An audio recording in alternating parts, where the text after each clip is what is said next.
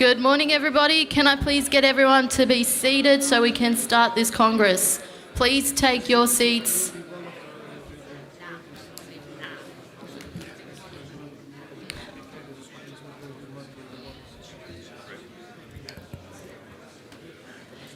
Everyone, please take your seats.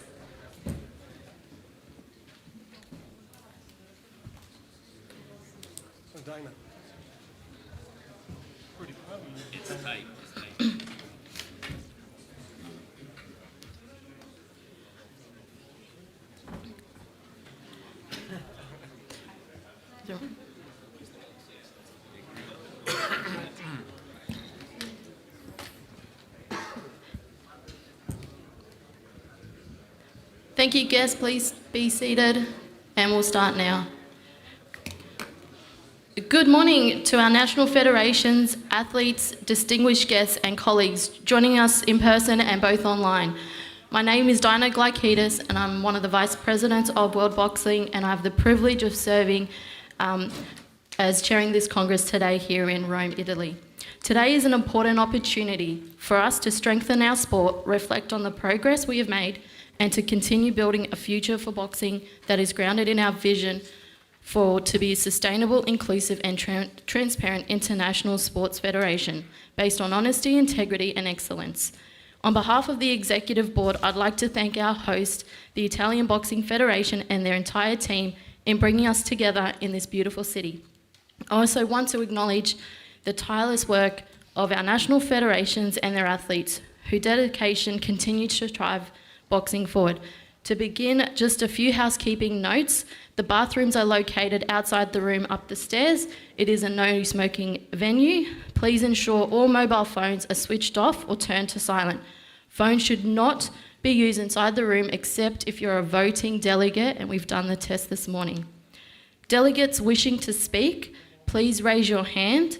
A microphone will be brought to you. Kindly state your name and country before addressing the floor.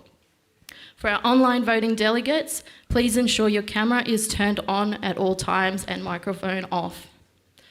Today, we'd like to hand over the proceedings and invite Flavio D'Ambrosa to share a few words. Thank you.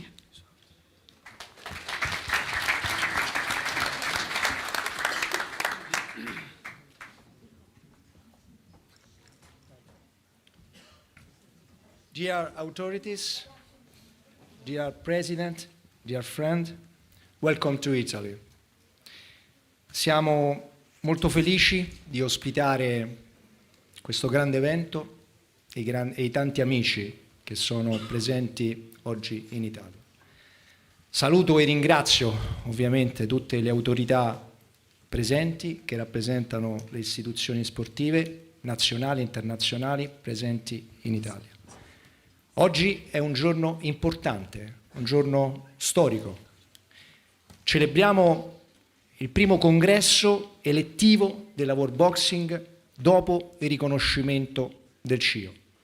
Riconoscimento che ha permesso al pugilato di essere presente nel programma olimpico e quindi ai prossimi Giochi Olimpici di Los Angeles 2028. We don't forget it. Voglio ringraziare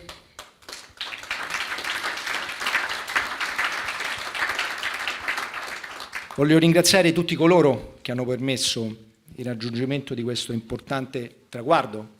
Il CIO, che ha creduto nel progetto della World Boxing, tutte le federazioni nazionali qui presenti che hanno aderito alla nuova federazione internazionale e ovviamente l'amico President Boris. Grazie Boris, thank you.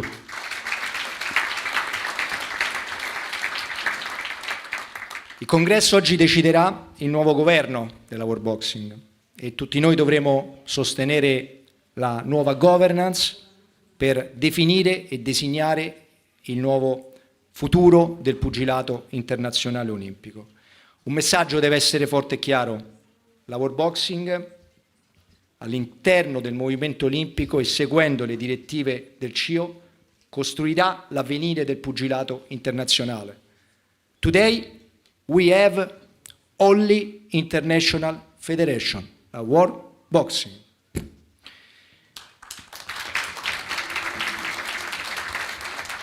Siamo coscienti che sarà un duro lavoro, dovremo evitare gli errori del passato, dovremmo elevare la qualità degli arbitri giudici, dovremmo gestire con attenzione le risorse della World Boxing, ma sono sicuro che con l'aiuto di tutti, con l'aiuto del CIO, arriveremo al traguardo e potremo avere un movimento forte e coeso. Anche per questo motivo ritengo personalmente che dal 2026 sia indispensabile che i nostri atleti gareggino unicamente per le competizioni della World Boxing e all'interno del circuito olimpico. Questo ovviamente nell'interesse dei pugili che devono avere un'unica direzione, un unico percorso verso il sogno olimpico e ovviamente per la credibilità del nostro movimento internazionale. Sono certo che la World Boxing potrà dare un futuro radioso al pugilato internazionale.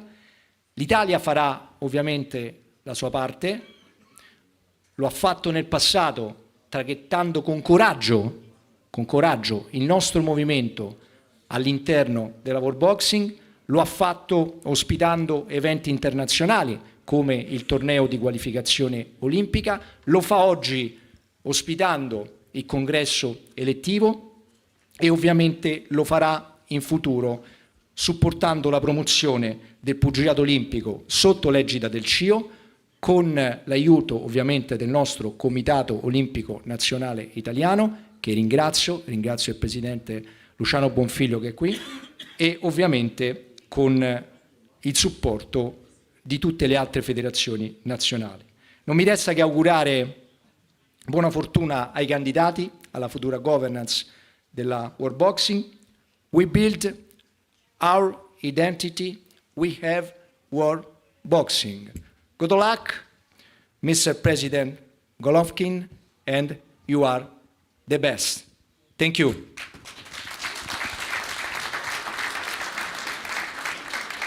Invito adesso a salire sul palco il Presidente del Comitato Olimpico Nazionale, Luciano Bonfiglio.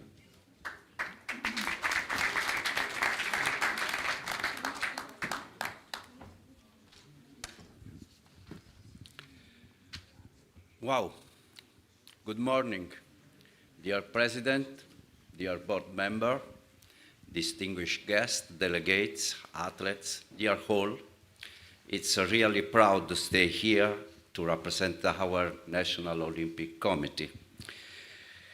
It is a great pleasure and profound pride for me, on behalf of Italian National Olympic Committee, and I extend the warmest welcome to all delegates in Roma.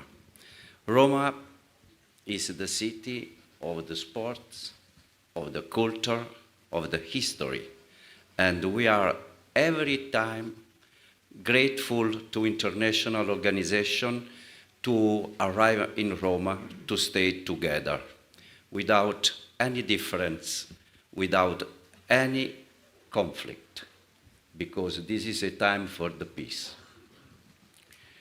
Hosting the World Boxing Congress 2025 is both an honor and a responsibility.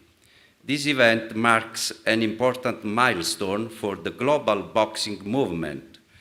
The first Congress signs the official recognizing by the International Olympic Committee. It is a sign of trust. It is a sign of renewal and shared vision for the future Olympic sport. Boxing has a long history in our country.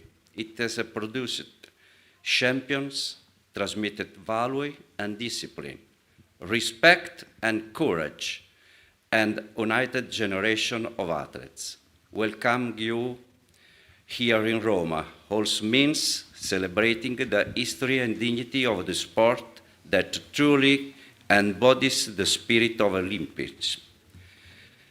The Italian National Olympic Committee, with its long history and international credibility, will support your organization in the interests of the growth of the system and in function of the role that this fantastic discipline has always played in the history and tradition of Olympic sports.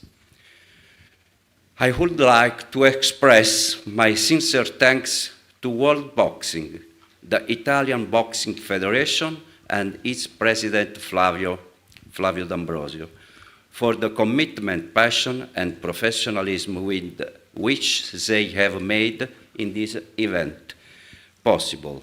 Under his leadership, the Italian Federation has already demonstrated exceptional organizational skills during the Olympic qualification tournament for Paris 2024. And I would like to guarantee that we are ready to host the next Olympic tournament qualification.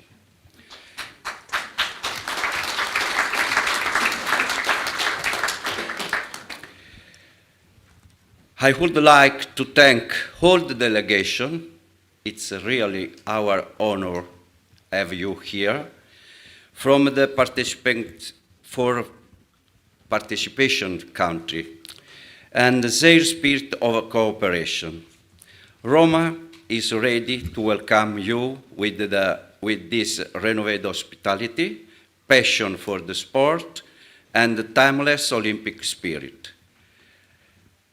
May this Congress be a time of open dialogue, shared growth and courageous decision that will guide the world of boxing towards Los Angeles 2028 and beyond.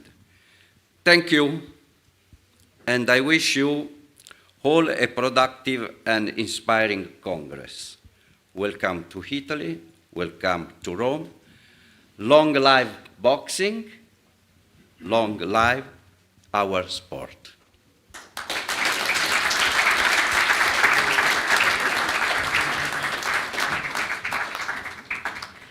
Thank you. I'd like to now introduce our President, Boris van Voorst, to say a few words.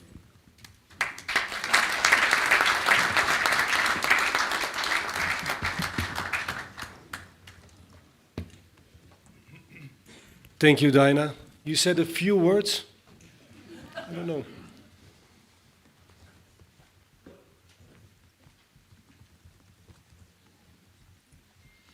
Yes.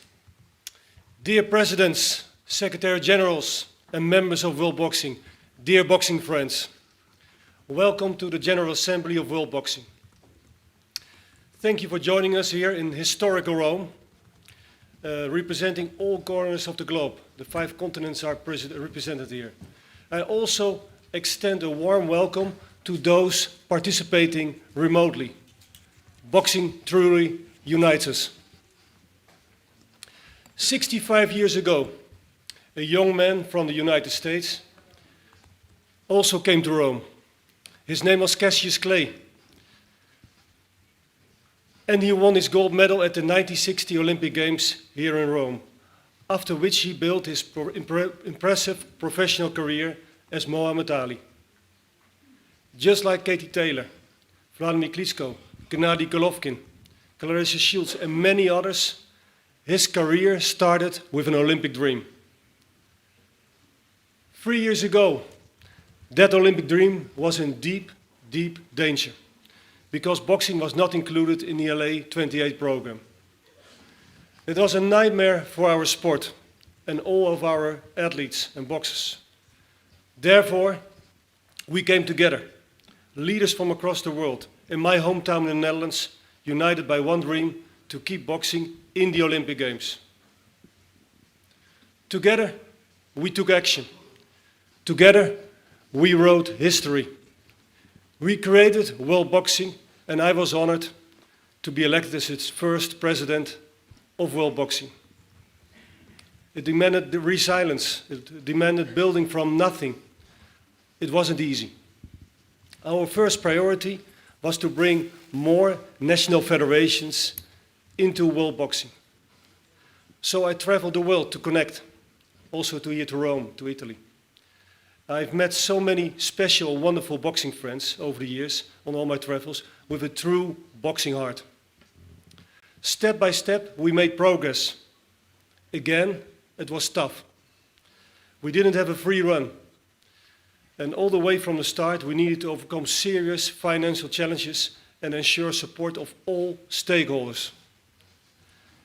We also had to work extremely hard on a roadmap provided by the IOC, with important requirements to get the Olympic recognition. And after an intensive recognition process with WADA, AIMS, ARIS, Sportakkoord and ASWAF, we achieved the impossible with obtaining provisional recognition at the beginning of this year. A few weeks later, I was there in Greece, where the IOC voted unanimously to bringing boxing back to the Olympic Games of LA 28. That was the most important milestone. That moment was a turning point. Together, we achieved the most remarkable comeback story ever in the Olympic movement. Some nations stood with us from day one. Others joined along the way, but all contributed to a new era of Olympic boxing. It was extremely hard work and required the same dedication, passion, commitment and energy as a boxer. But today, we can proudly say, boxing is back. We delivered, and I kept my promise.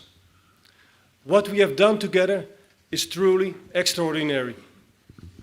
But this journey is always about the boxers. Wherever I go in the world, I visited boxing gyms where I meet young boys, young girls who carry big dreams. Dreams of stepping into the ring, dreams of representing their nation, dreams of rising above their circumstances. And their discipline is real.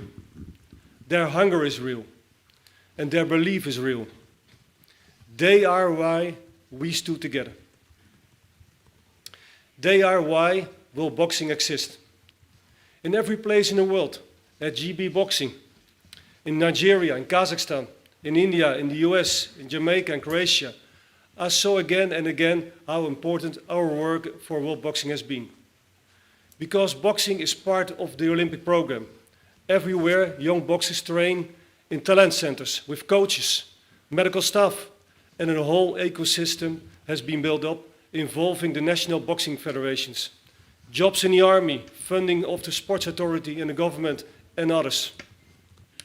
The Olympic status of boxing is the most important condition. Without Olympic recognition, the ecosystem, the funding, the authority of the sport, everything falls away. And boxers also cannot develop in major multi-sport competitions, such as the Continental Games, Commonwealth Games, military sports games, youth games, and other games. Last week, I enjoyed the World Boxing Cup finals in Greater Noida in India. The organization by the BFI was solid. And after 3 excellent World Boxing Cup stages this year in Brazil, Poland and Kazakhstan, and the fantastic inaugural World Boxing Championships in Liverpool, it was a worthy end of the year. But last Wednesday, I visited also in India World Boxing champion Meenakshi family. Her father is a rickshaw driver and her mother works on the land. Meeting her parents, seeing their pride, witnessing the impact of her achievements on the community, that really moved me. It reminded me that boxing is never just about medals, it's about dignity, it's about hope, it's about lifting up families and entire villages. That's also why we founded World Boxing. To keep the Olympic dream alive for every boxer in every gym around the world. And that is something to fighting for, the future of our boxers. It's now crucial that we, as national federations, focus on the competitions of World Boxing. It's important that World Boxing demonstrates that we can organize fair and high-quality competitions. And of course, the 2 most important are the Youth Olympic Games next year in Dakar and the LA 28 Games. A successful organization of these 2 events is crucial for full recognition. World Boxing is also responsible for organizing boxing at other multisport events, such as the Commonwealth Games and the Military Sport Games next year. And 2 weeks ago, the addition of boxing to the program of the Islamic Solidarity Games and the organization of boxing competition in Saudi Arabia of World Boxing was another big step. The focus, therefore, must be on ensuring the integrity of the sport through the management officials in the field of play and exploring, using modern technology, how we can determine the best boxer even more transparently. This is also relevant, of course, for continental competitions. And running an international Olympic federation and continental bodies requires funding. Richard Brooks stressed this morning. And I hope that with external partners like our commercial partner Exceed, as well as our technical partners Sting, Nike, Adidas, we can finally better commercialize our sport, which will allow us to finance essential staffing and projects. Dear friends, it was an honor for me leading World Boxing through the most difficult and defining period of its establishment.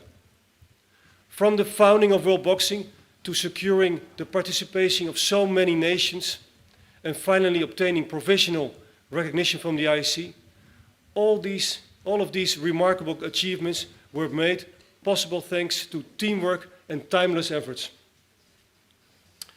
Thank you for your cooperation and trust when it mattered so much. I want to highlight the fighters from the beginning, the Dutch Boxing Federation, Len, Abdillah, Jeremy, Rob, Dima, Steve, Pavel, Tyson, Matt, Mike, Chris, Pax, Danny, Suzanne, Lars, Walid, Femi, Richard, Simon, Lee, and many, many others. Without these warriors from the beginning, I would never have taken that special first step to get up. And of course, the national federations, the World Boxing Board, the IOC, and everyone involved. Many, many thanks for the trust I got from you. I would also like to thank my wonderful family, my daughters, Neville, Guus, and Teddy, who are also here, there in the room. I haven't been much in home in recent years. Sorry for that. World Boxing asked much of me, and your support kept me grounded. Teamwork makes a dream work. And of course, I owe a great debt of gratitude to my wife, my first lady, who ran the presidential office, traveled with me on many trips, gave advice and was responsible for the beautiful logo and branding of World Boxing. I'm extremely proud to see the World Boxing branding everywhere. The 4 ropes of the ring, a short explanation, the yellow lines, the 5 continents, the white lines they create, and the boxing world they connect. Let's continue to connect the world together. I'm also proud and grateful to our connection and the beautiful time we spent together. We did this together. So my friends, let's keep on punching together for our wonderful sport. From now on, I do so as the founder and first elected president of World Boxing, a role I will always carry with pride. And people often ask me about my legacy. That was the creation of a new era for boxing, in which there is no longer any question of political interference in the field of play, in which we ensure that the best Olympic boxers participate in our competitions. The boxing community has not always been wise, but I sincerely hope that the 8 counts we have received has been a warning that boxing at the Olympic Games is not a right, but a privilege that needs to be worked hard. I extend my best wishes to the new leadership. The show must go on. Boxing is back. I look forward to seeing you all in Dakar 26 and LA 28. Forza World Boxing. Thank you.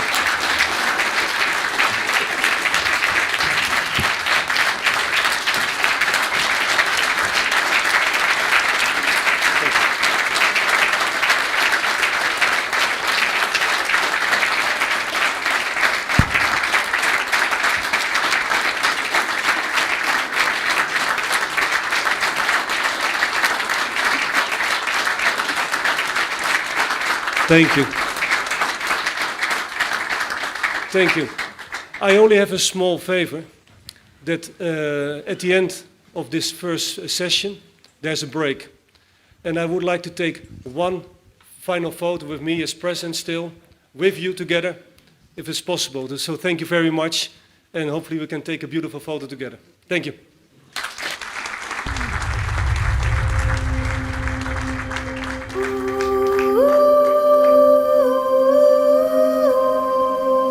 Five years ago, I started a campaign that changed my life, and it changed the future of the sport we love. Boxing was in deep danger. I was convinced that our sport needed a clean break, a new beginning. I believed that at the end of every bout, only the hand of the best boxer should be raised, and that boxing must remain an Olympic sport. 3 years ago, we came together, leaders from across the world, in the Netherlands, united by one dream, to keep boxing in the Olympic Games. Together we made history. We created World Boxing, and I was honored to be elected as its first president. It wasn't easy, building from the ground up, governance, funding, competitions, no guarantees, just believe. Believe that our sport deserved a fair and transparent Olympic future. Together we built trust. We restored integrity. We gave hope back to our boxers, coaches, national federations and the IOC. Step by step we made progress. Together we created a new home for boxing, democratic, transparent and fair. In the beginning of this year we achieved what once seemed impossible, provisional Olympic recognition and confirmation that boxing will be part of LA 28 Olympic Games. One of the greatest comeback stories in the Olympic movement. This journey has always been about the boxers, their dedication, their passion, their Olympic dreams. They are why we stood together. They are why World Boxing exists. To everyone who believed, who stood tall when it mattered, thank you. Boxing is back in the Olympic family. Together we have ensured that the next generation can keep dreaming of Olympic gold. Today we can proudly say, boxing is back.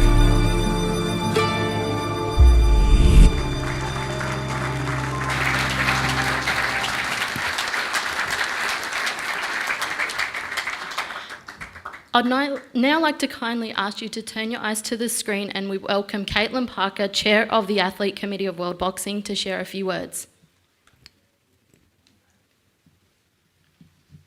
Hi everyone.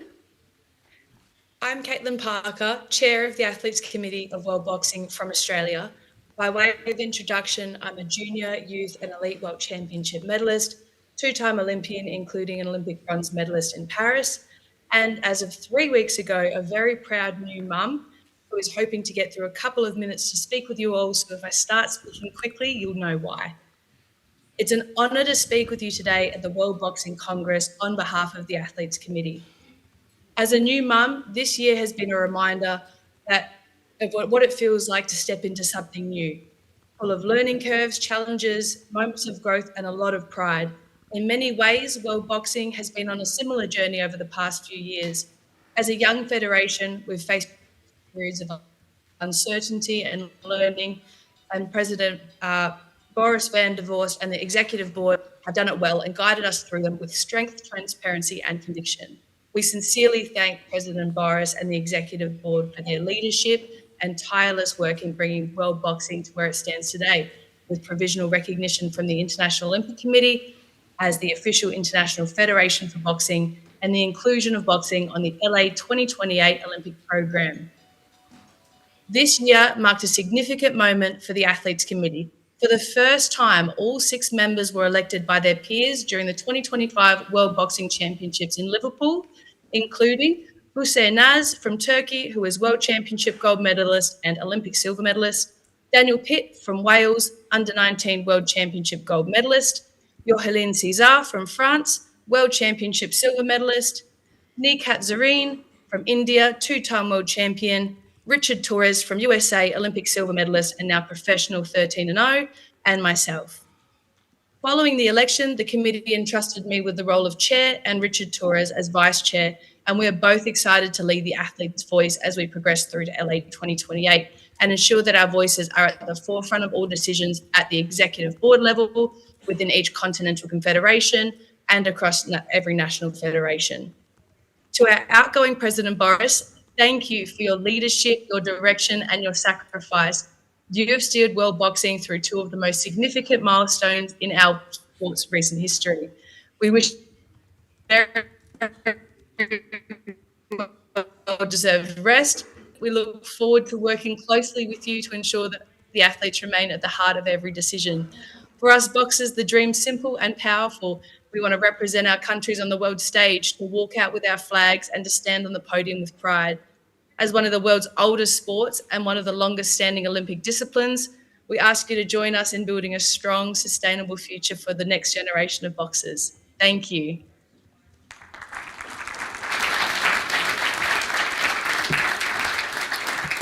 Thank you, Caitlin. I'd like to now invite Giovanni Maligo, who's the IOC member, to say a few words.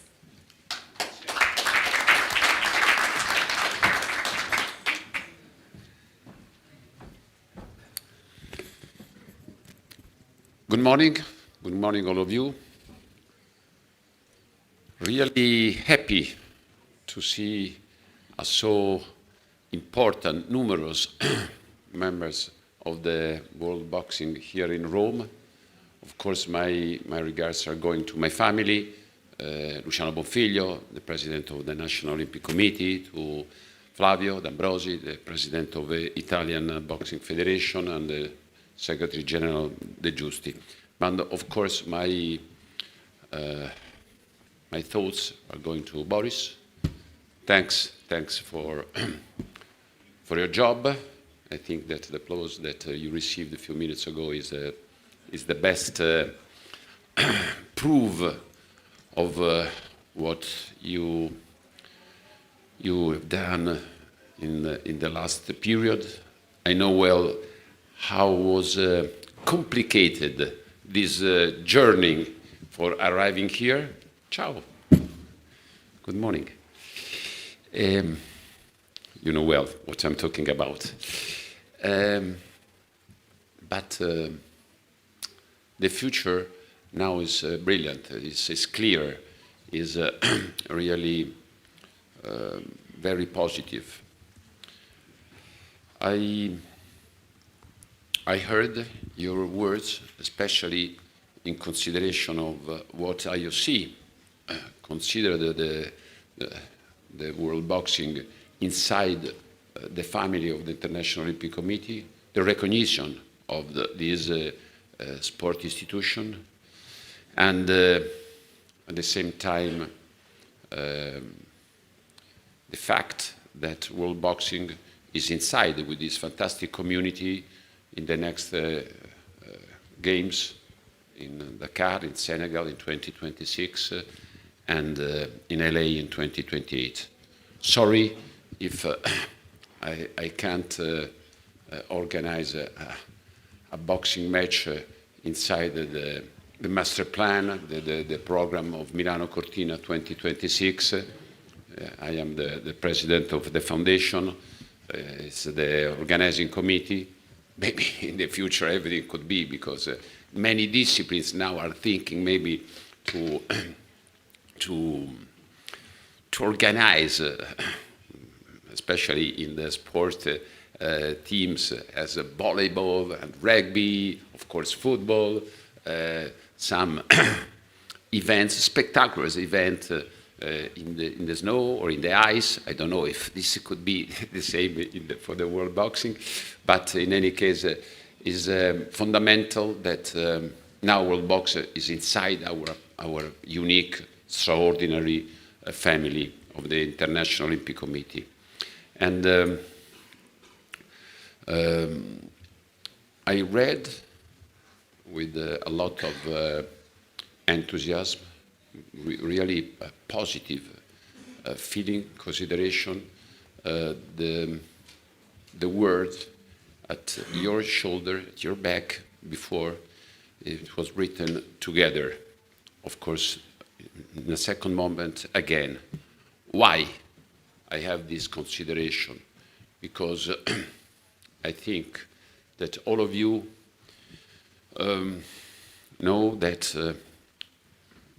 the emblem, the motto of the IOC is Citius, Altius, Fortius, but there is an addition word coming from the presidency of Thomas Bach that is really very, very strongly appreciated from all of us, and the new word is together.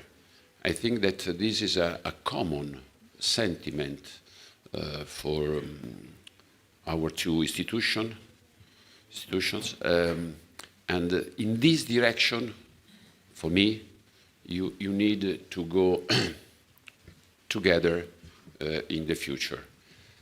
My best wishes are going now to President Guroviev, really, and to all the candidates, all the members for the new board.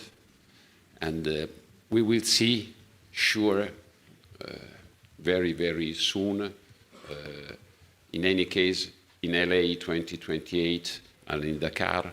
And I'm really, really happy and honored that World Boxing is with us inside this fantastic family of the International Olympic Committee. So, grazie e felicità a tutti quanti voi. Grazie.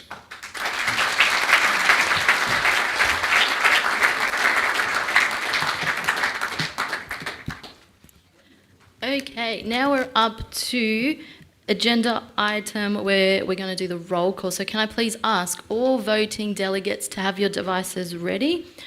And we're going to go through via continents. And so when I announce each continent, the screen will light up, so make sure you press your relevant device. And Karen will be helping us online. So we'll start off with Africa. And Karen, over to you.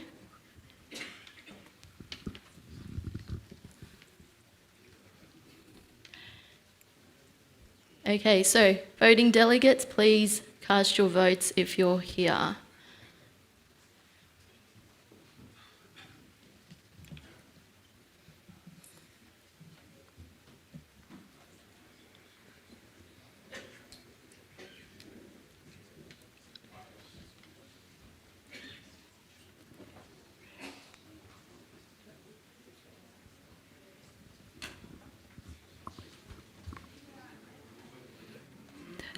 Asia, Europe, Oceania, Pan America.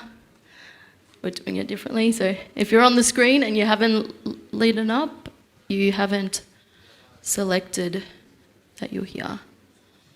If anyone needs help, please raise your hand if your device isn't working. Well, or if you still haven't found the link, maybe.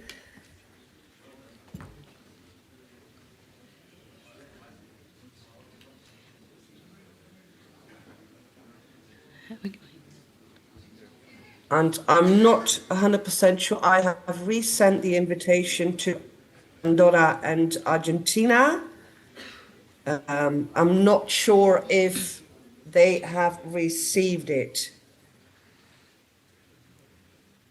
We'll give it a couple of I see a minutes. check mark now on the screen, which is not really the way to indicate that you're present.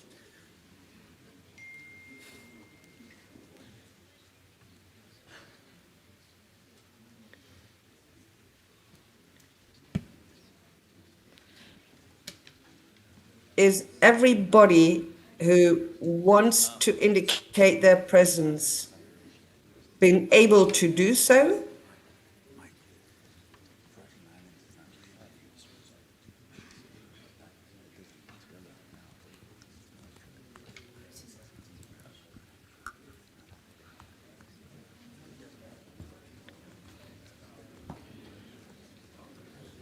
Okay, if no remarks here, my proposal would be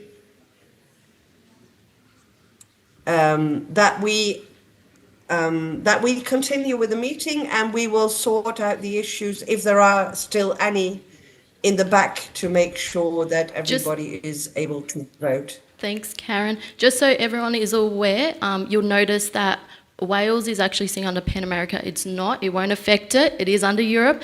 And Virgin Islands is US Virgin Islands. They're not Oceania, but Pan America. So it won't affect it. It's just the way the list has been put up on the screen. Correct.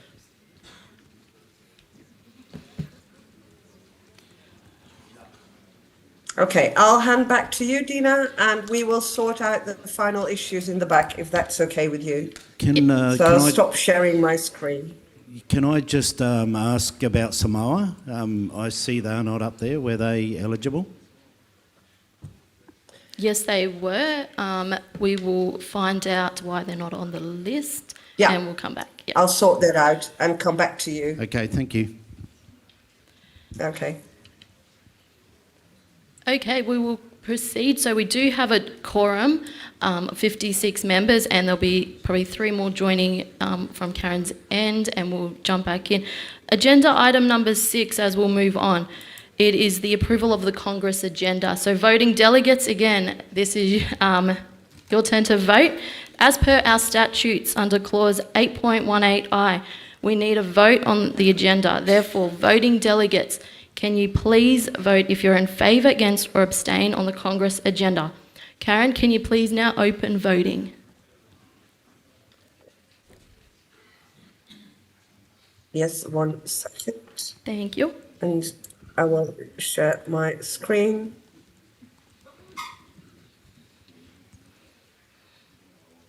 Voting is open.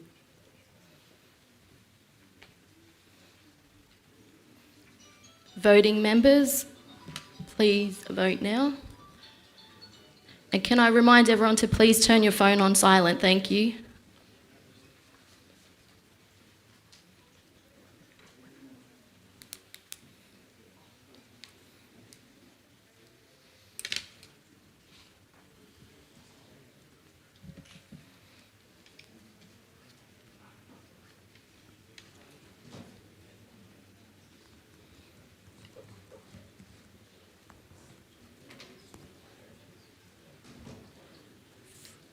Three more members, please cast your votes. Karen, can you please close voting and show the results on the yes. screen? Voting is closed.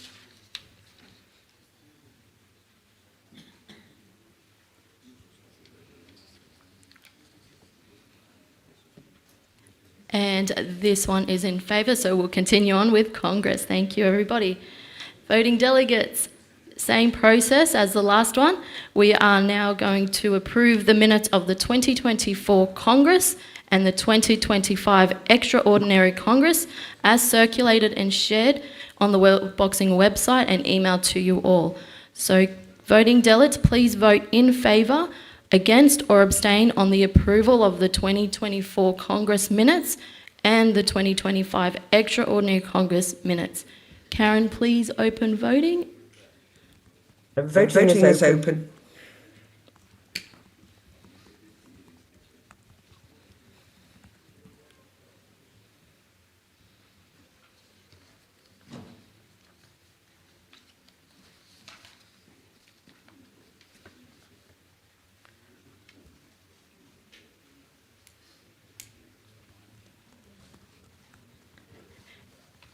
Karen, please close voting and show the results. Voting is closed.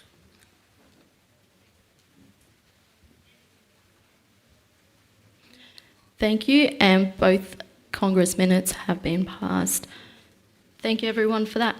Our next agenda item is item number 8 and is the report by our Acting Secretary General, Mike McAtee. I'll hand over to Mike to present his report.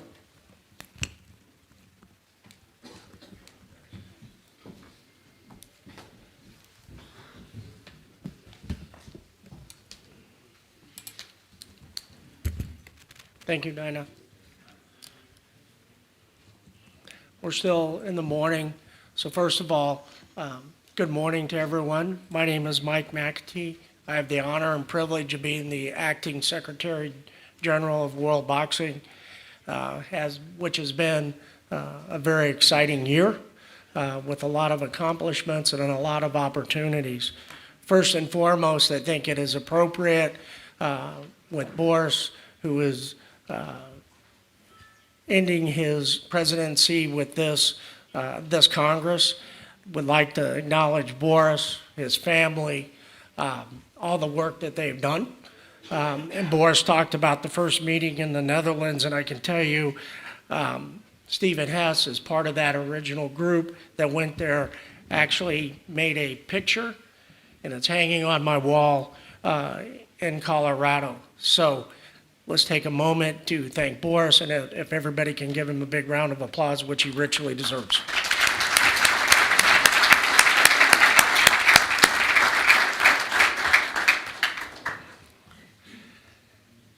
Just quickly, and I know that we have a lot to do, we have elections coming up this afternoon.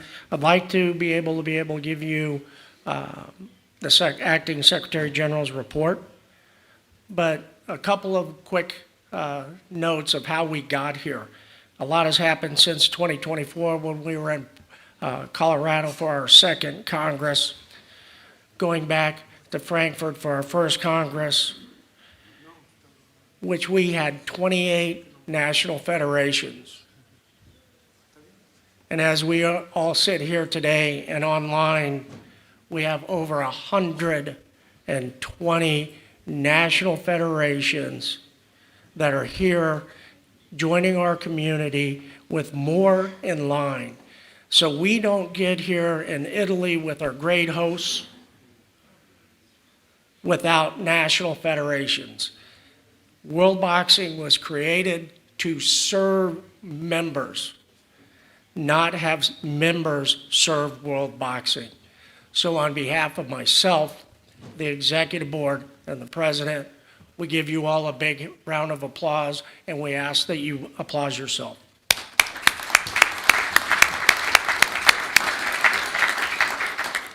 We do have several committee reports.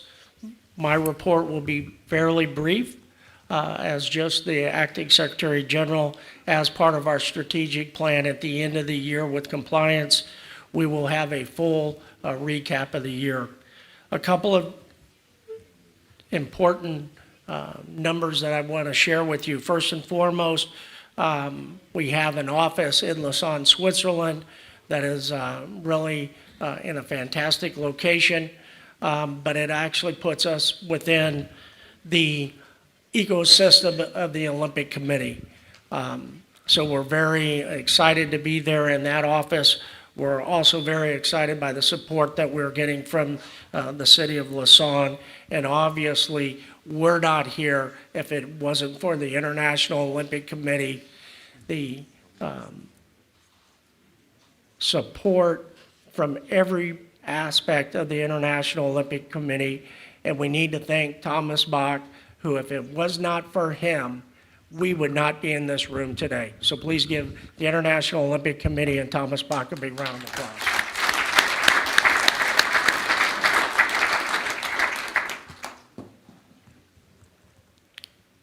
And I would be remiss if I did not mention Breno Ponce. Everybody knows Breno. I know the team that he put together to get us through Tokyo and Paris is paramount to where we are today. So Breno, thank you.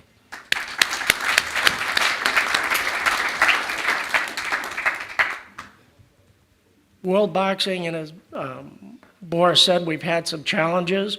Part of our challenges or opportunities is we are a startup. We're still a startup. And Richard brought that up. Currently, we have 2 full-time employees, 2 part-time employees, 7 volunteer staff, and the hard work of individuals from our committees, and obviously executive board members who have put in hours and hours. So thank you all for doing that.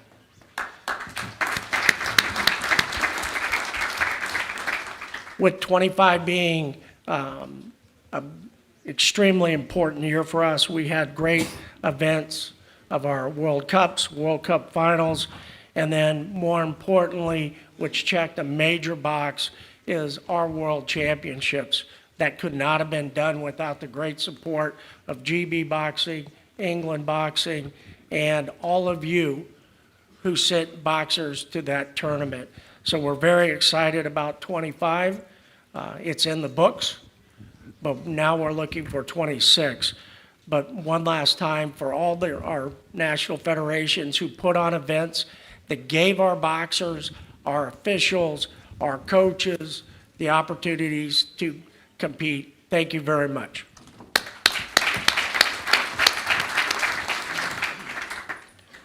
Looking forward to next year, we have several multi-sport games that we'll be working with.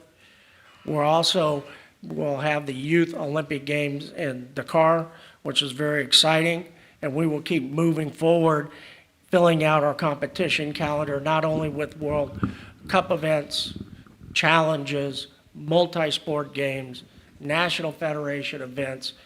The best part about boxing is the actual boxing, and we can't get there without you all. So we're looking forward to a competition calendar that is going to be robust, and we'll be moving forward with that. I will speak a little bit later about the Sport and Competition Committee and give a little bit more detail there. We did acknowledge the importance of collaboration with the International Olympic Committee. I think, and Boris had talked about this at the beginning, Tyson, as we were all in the room, being in the Olympics is not a right. I will say that again. Being in the Olympic Games is not a right. It is a privilege. It is a privilege for us administrators. It's a privilege for our boxers, coaches, and officials. Every day we need to remember that. And we have to uphold the spirit of the Olympic Committee, the Olympic Charter, but more importantly, uphold what World Boxing stands for: transparency, fairness within the field of play, hard work, dedication, sacrifice, and doing the right thing, even though the right thing is a challenge.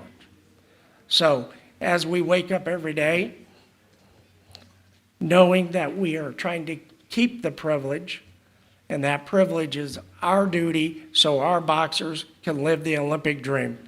And without the Olympics, there is no dream. So we'll keep working, we'll keep evolving, and we're going to keep growing not only as an international federation, but as a staff as we move forward. This election represents the future. As we were a startup, and I think it was mentioned that World Boxing was nothing more than a bunch of people in a garage. It made me think, so was that little company, Microsoft, Apple, you name them all. Hard work, dedication gets the job done. Now we move to the next level. That level being, we're going to get new board members, new president, new members that will be become full members after this Congress, and we have many more in the hopper. So integration, but remember our roots, that we will focus on the athlete first. We will have the best integrity, and we're going to earn the privilege of being in the Olympic movement, but more importantly, earn the privilege of representing our boxers. A milestone that we were able to accomplish this year in 2025, not only with the great competitions, we have the appointment of Ian Hunt, who is our ethics chief. He was formally appointed by the executive board in October of this year. He inherited a few cases and investigations that he was working on. Those are moving forward. Also, as part of the vetting process for the Congress, he was the chair, and he had two other independent individuals that helped with the vetting process.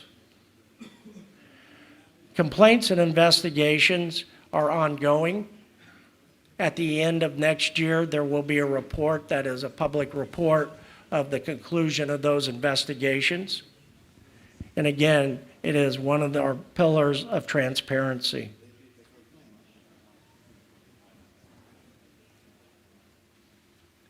As we move forward, again, collaboration with all our stakeholders, Ian Hunt, and if you would look on our website, it does have his resume.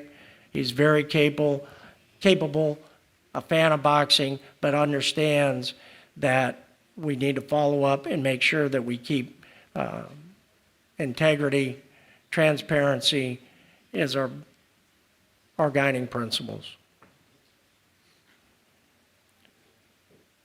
With that, I'm going to officially conclude the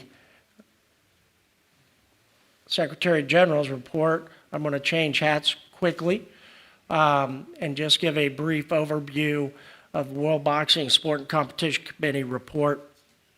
Again, details of that report will be put in our year-end annual report.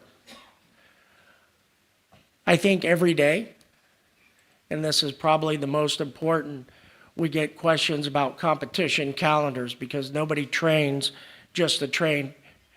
We train to compete. World Boxing acknowledges that our competition calendar is in flux. We have opportunities and it will be growing. Details of the competition calendar will be coming out within the next 30 days. So everyone can start planning accordingly. One of the big things that we know is important with our major events that we also need to take in consideration are confederations so they can place their events so there is no conflict. Official certification, background screenings, and growing that pool of dedicated volunteer referees and judges is a priority of the Sport and Competition Committee. Please keep an eye out as we will be opening up the portal for more referees, judges, ITOs, and technical delegates. One of the challenges that we currently have is our Sport and Competition Committee has one full-time employee, 2 part-time employees, and they are supplemented by volunteers. We would like to work faster. We will make that a priority as we grow.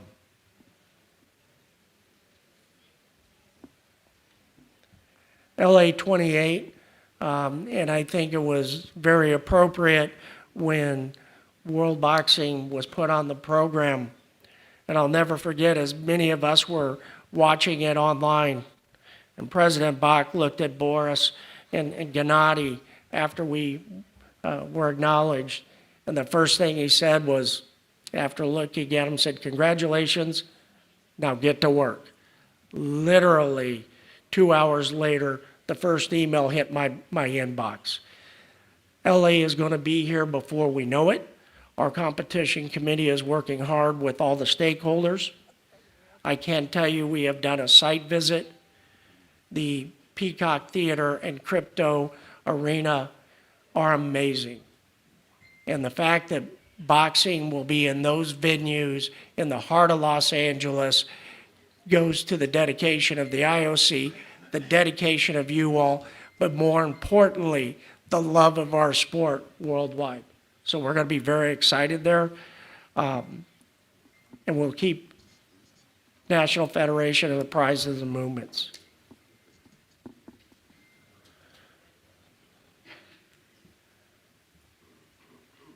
That concludes my report as the Secretary General, Acting Secretary General, and pinch hitting for the Sport and Competition Committee. Thank you, Don.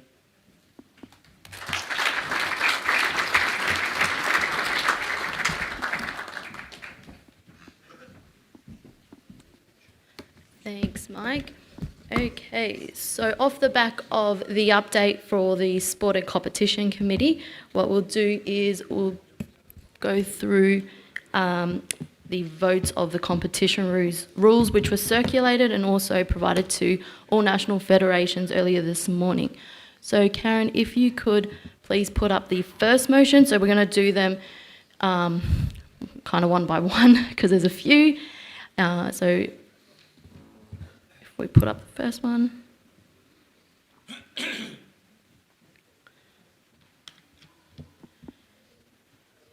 Could you just tell me if this is indeed the correct one?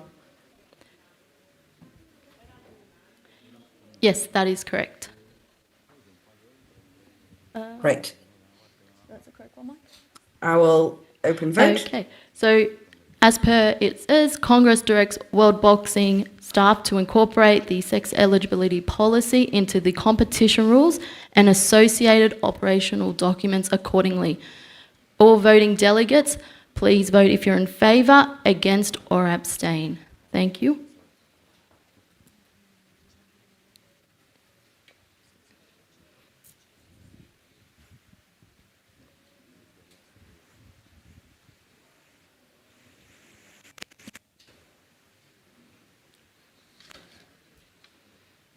And as an answer to the question in the chat, Samoa is in the list and is entitled to vote. And the vote is cast. Thank you.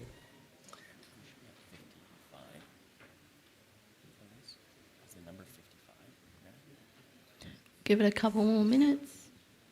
Still a couple members to vote. If anyone's having any issues, please raise your hand. Whereabouts?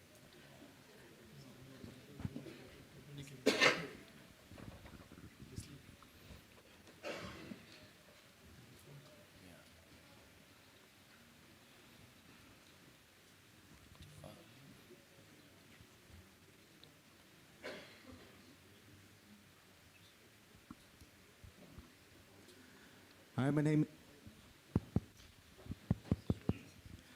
name is Jeremy Besson from the Netherlands. I have a process question on this agenda point because the agenda is called discuss and vote, but we are now only going to voting. Will there be the possibility to discuss the proposals before voting? Because that's what the agenda is called. What was your question then on this one? So Karen, can you please pause? But I know we had the discussion this morning, so is there anything different? So it's not about this proposal specifically, not for me, maybe for others there is, but the agenda is called discuss and vote on these proposals. So I would expect we first have the chance to discuss. Maybe there are still questions of people who didn't attend the pre-congress, and then we go to the voting. Yep, that's fine. So are there any questions on this motion? So Karen, Do you want me to cancel voting Yes, and please. reopen it later? Yes, please. Okay. So any questions on this one? If I don't see any hands, we'll proceed to the vote. And it's only for voting delegates. There are no hands, so Karen, please reopen the vote for this motion. Voting is open. Thank you.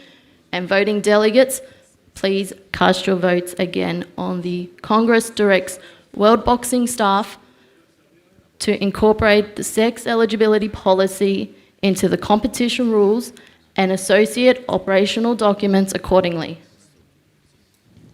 Please vote if you're in favour, against or abstain.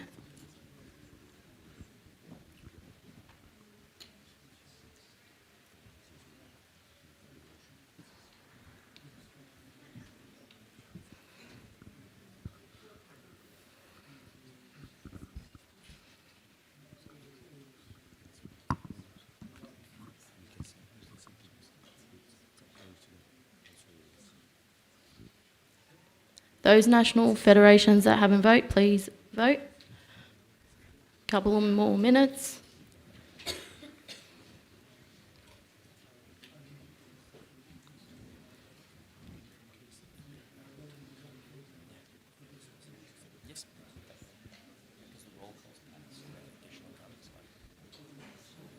Okay, we're going to close the vote. Karen, please. Voting is closed. And please share the result. There you go. Thank you. So this motion has now passed. And we'll move on to the next one. So Karen, can you just put up the motion so everyone can see it, and we'll ask any questions, and then I'll let you know when to open the voting. Thank you. So the next one is the reference to Article 9.10, the proposal on bout review, and 13.3.3, headgear to the competition committee, so be referred to the Sport and Competition Committee together with the Medical and Anti-Doping Committee for headgears for future work and future submissions to the Executive Board and Congress. Are there any questions from our delegates? Can we get some mics down this way, please? Good morning to everybody. I'm Amir Ofia, President of the Swiss Boxing Federation. Maybe that was a question I should ask before, but I'm still asking, we never know. Is it possible to split both questions, maybe? Because bout review and headgear is two different topics. Yeah, we could split the question. So do you have any questions on either of the two? No, thank you. Thank you. Any other questions? Yes.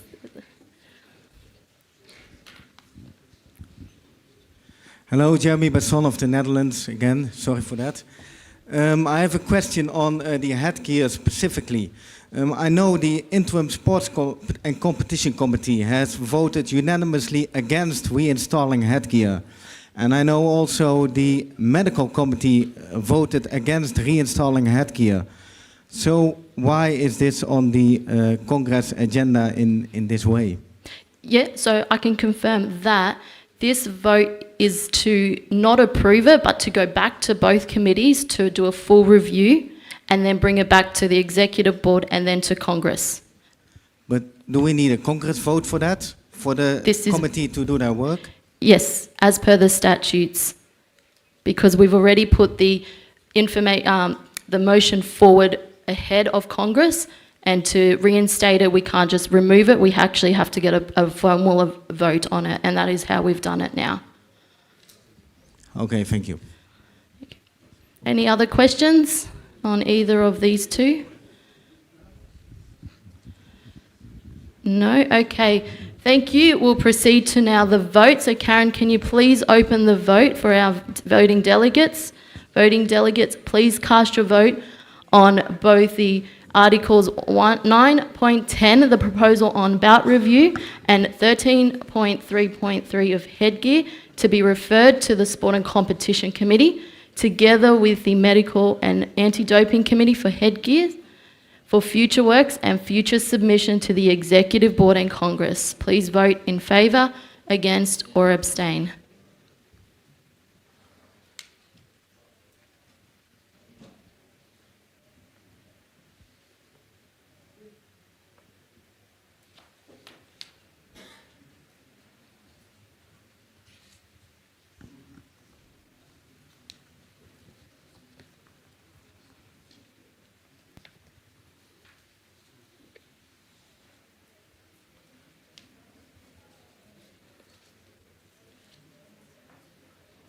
Anyone yet to vote, please vote.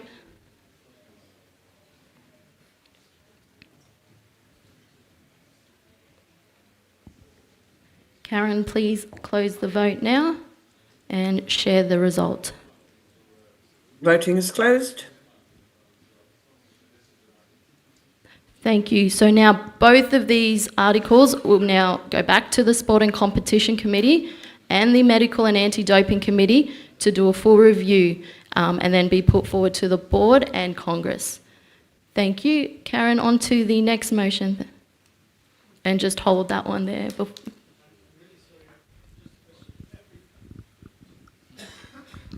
I'm really sorry to disturb, but every time when we are voting, I always saw different numbers. Sometimes it's 55, sometimes it's 56. But originally, I think we have 59 eligible vote. Am I right or not? So I never see 59 votes. No, it's 57 votes? Just 57? 57, yes. Okay. Yeah. And when we close it, if they miss the vote, they miss the vote. Okay, so not 59, 57. 57, Okay. yes. Okay, on to the next one. So this one is for Congress to direct that the World Boxing age limitation be referred to the Medical and Anti-Doping Committee and the Sport and Competition Committee for discussion, review and recommendations to the Executive Board for and appropriate to Congress, taking into account proposals submitted by the Royal Belgian Boxing Federation on the review of the age limit in Olympic-style boxing. Are there any questions on this particular motion? Please raise your hand. Thank you. I'm Ibrahim from Belgium. We handed in this proposal, and I think the timing is crucial because undoubtedly World Boxing is preparing the pathway to LA, and from the Olympic Charter, it's really important that we work towards inclusion and non-discrimination. So we have a lot of athletes that have made past the age of 40, but they are fit to box, and we have plenty of examples in professional boxing. And I think there are a lot in Olympic boxing also that wish to participate in the Olympics. So I think it's really important that we start thinking about it before we publish our pathway to LA. Thank you. Thank you. Mike, can you add a bit to this one as well? Thank you. Thank you, Dinah, and thank you for the background information on this proposal. And just for clarity, again, a proposal was made, but following our processes of having it reviewed at Sport and Competition Committee, the Medical Committee, and then it will be brought forward with a recommendation to the Executive Board. We can make a note that your concerns about speed will be included in that. If this passes, that'll be passed along to the Sport and Competition Committee. Are there any other questions on this motion? No? Okay. Karen, please open the voting on this one, and all voting delegates, please vote if you're in favour, against or abstain in the defer of the World Boxing age limitation to the Medical and Anti-Doping Committee and the Sport and Competition Committee for decision, review and recommendation to the Executive Board, and where appropriate to Congress, taking into account the proposal submitted by the Belgian Boxing Federation on the review of the age limit in Olympic-style boxing.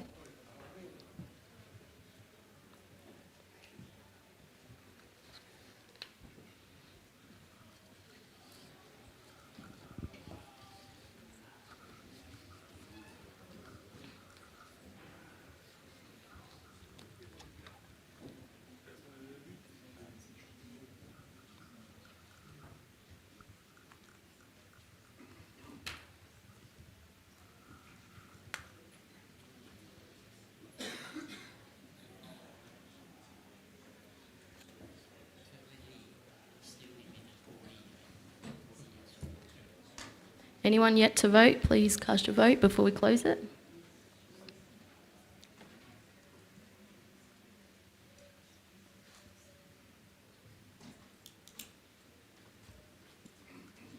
Karen, can you please close the vote? Thank you. The voting is closed. And share this. And so now this one has been passed. So just for clarification, this has now been deferred to both the Sport and Competition Committee and Medical Committee to review and decision, discussion and recommendation to the Executive Board. Karen, can you please put up the next one?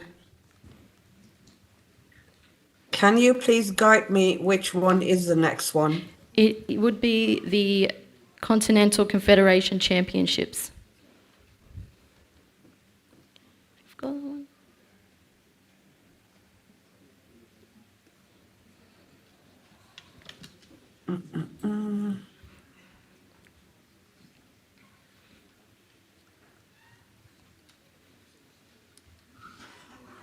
The Confederation Championships. Yep. There we go. Correct? Perfect, thank you. So before we proceed to a vote, are there any questions or comments from the floor in relation to if you're in favour or against on the sanctioning of Continental Confederation Championships as per Article 1.2 and the host selection of the Continental Championships as per Article 1.6.5, which was circulated?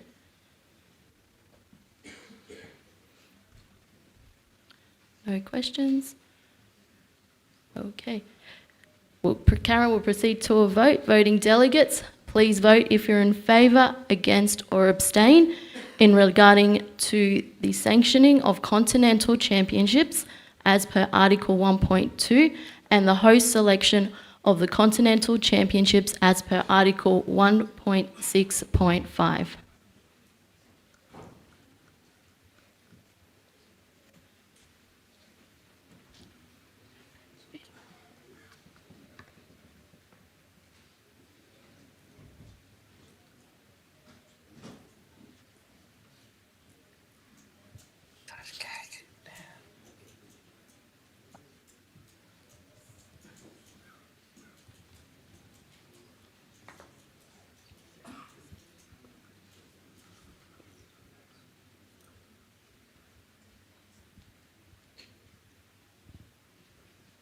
For those who haven't voted, please cast your votes.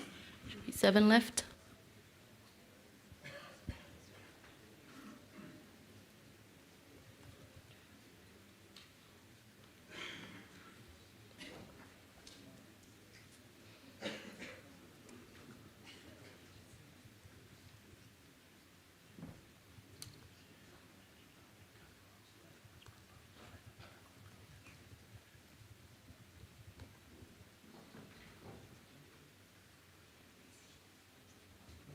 Karen, can you please close voting and share the results? Yep. Thank you.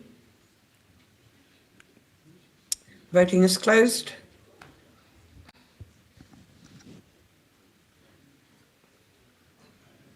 And this motion has passed. Thank you.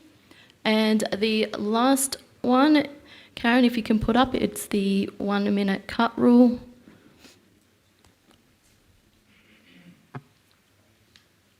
So as Karen. Then it should be this one. Yes, thank you. So this proposal was put forward by the Medical and Anti-Doping Committee. So are there any questions in regards to the 1 minute cut rule under Article 2. The elimination of the 1 minute cut rule and also the weight categories under Article 2.2.1? Are there any questions from the floor or online? Again, this information was circulated.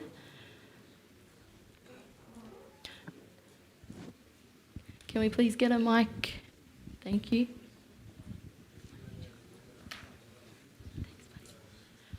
Hi, so yeah, I think it's a little bit a similar question as Amir was just asking before. Why are these two proposals combined in one voting? And why are they not separated? Because it's two different, it's the weight categories and the 1 minute cut rule. Now we can only vote for both in one vote.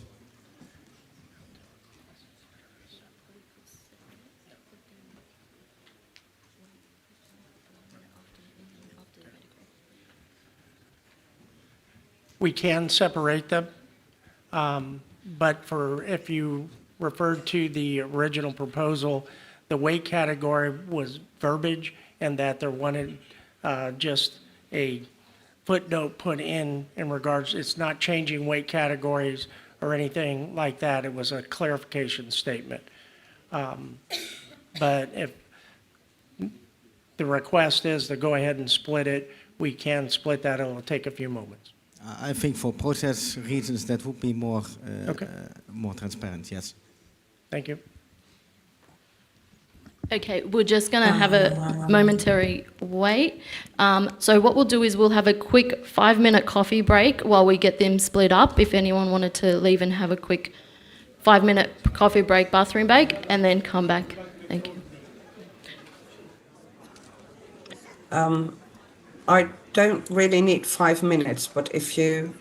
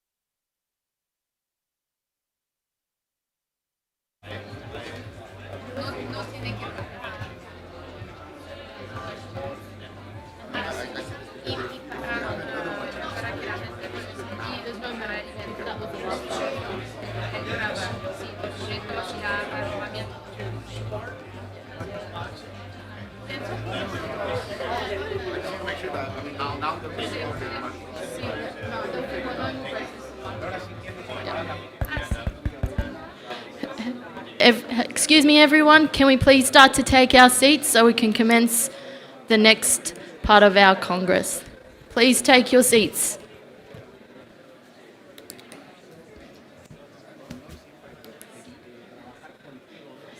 For those of you who are outside, if you can hear me, please come back in the room and take your seats now.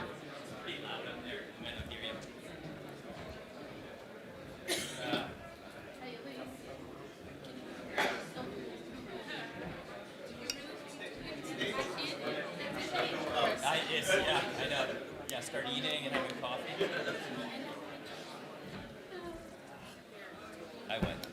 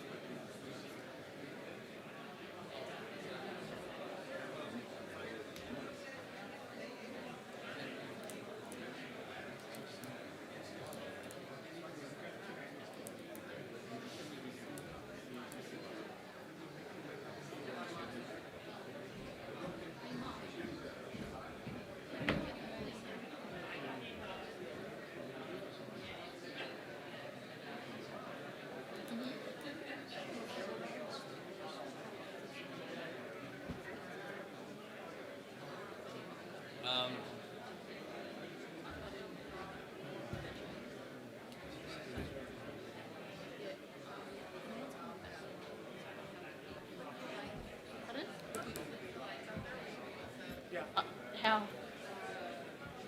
Everyone, can you please start taking your seats so we can start? Dinah, did you sort out Samoa? No. They did. So I'm just saying, is it done? Yeah. They did.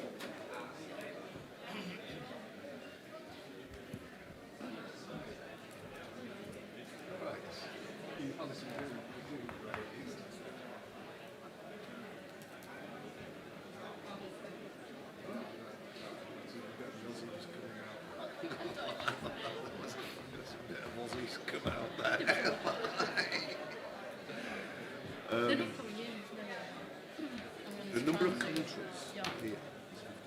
Yes. No, I don't see it, so I don't know. Yeah. So, there's 59.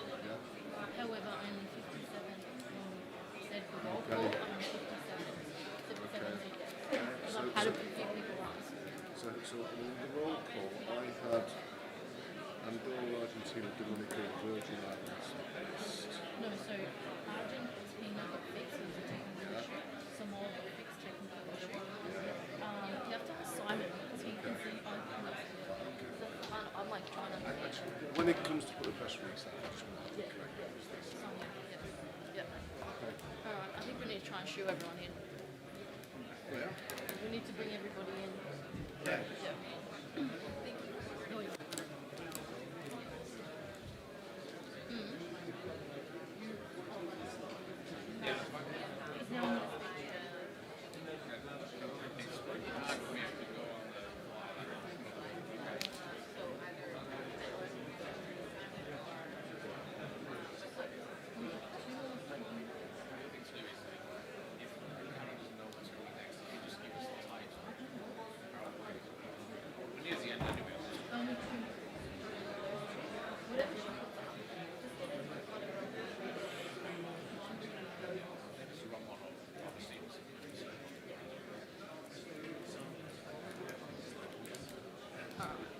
We need to get outside.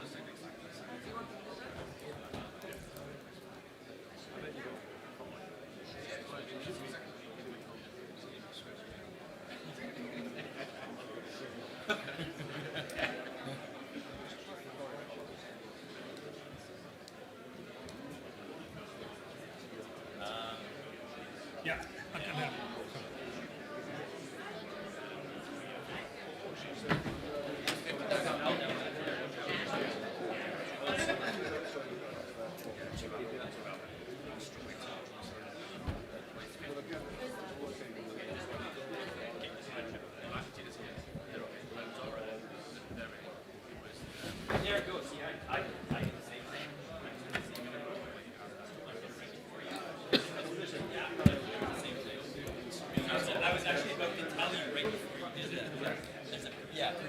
back there. Well, yes. Yes, yes. Thanks, man. Yeah. I'm not gonna test it first. I'll let him. Yeah.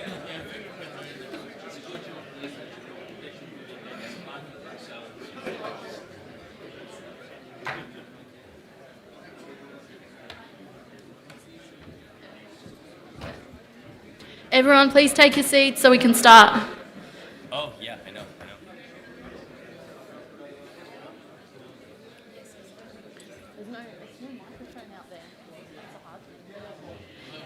Can we please start closing the doors and then hopefully everyone can start coming back in?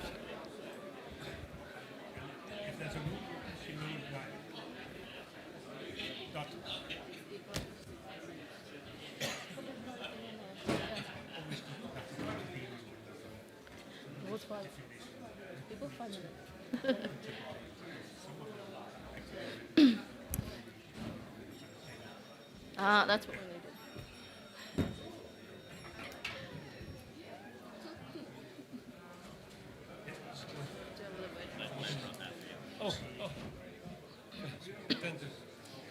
Said it's not poison, so well, I'm not gonna sip it first.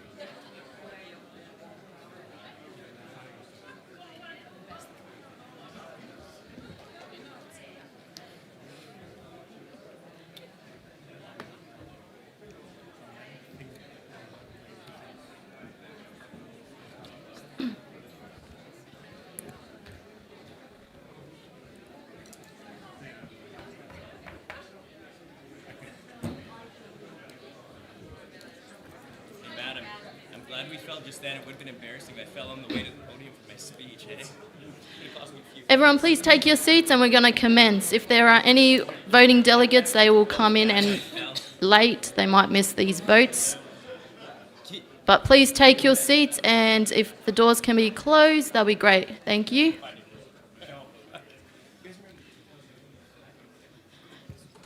Karen, are you still there? And can you please put up the next motion? So we're just resuming and we're picking up the split of two different proposals, one being the 1 minute cut rule and the other one being the weight categories. Perfect. So are there any questions before the voting delegates vote on if you're in favour of the weight categories under Article 2.2.1? Are there any questions? No questions? Okay, so voting delegates, please cast your vote if you're in favour, against or abstain on the weight categories under Article 2.2.1. Voting is open.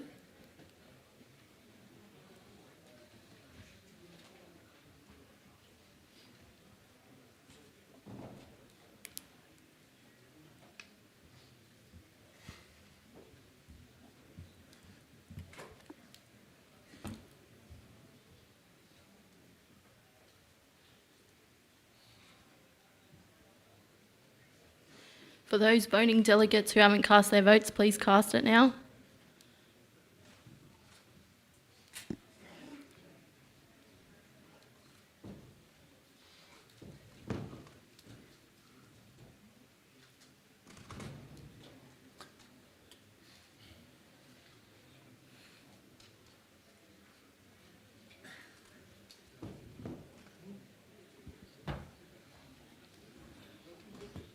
Voting delegates, please cast your votes before we close this.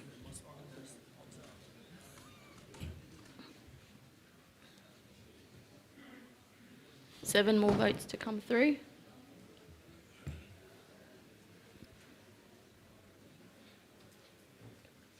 Karen, please close voting and share the results. Thank you.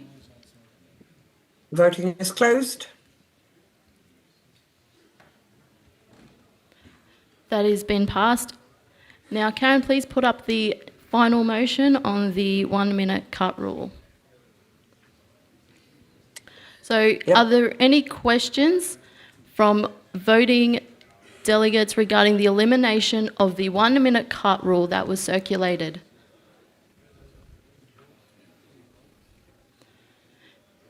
There are no questions, so we'll proceed to a vote.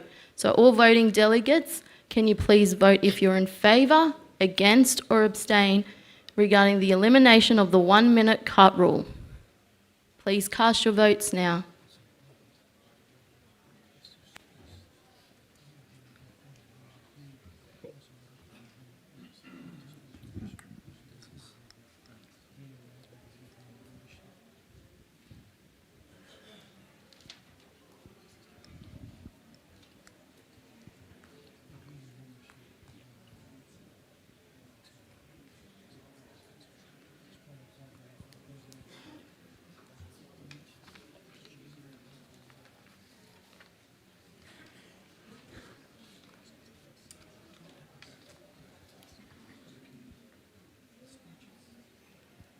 For those voting members yet to vote, please cast your votes.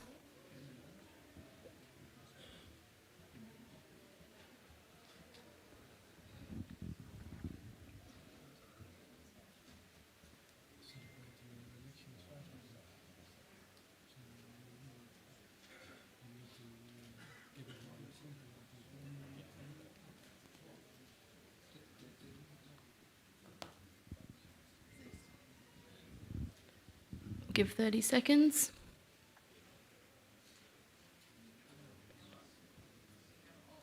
For those voting delegates online, please make sure your camera's turned on.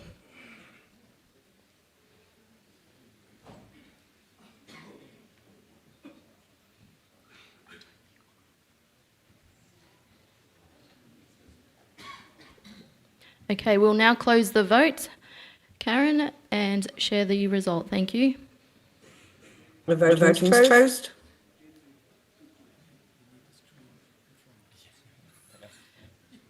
This motion is now passed. Thank you everybody for your patience regarding all these changes and proposals put forward. I'd like to now introduce Dr. Armando Sanchez, Chair of the Medical and Anti-Doping Committee, to present his report.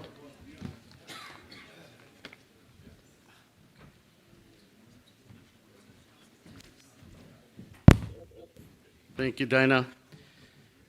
Good morning, everyone. As previously, I had spoken to this body explaining that I'm the chairman of the Medical Anti-Doping Committee for World Boxing, and that our goal has always been and will be to keep the safety and well-being of our athletes in the forefront. There are some changes, obviously, that you voted on that we will have to be discussing in the future. The ones that are already in here have passed, including the SRY testing, the sex testing, which within the last 2 years, it was a daunting effort to bring forth, but it finally came through.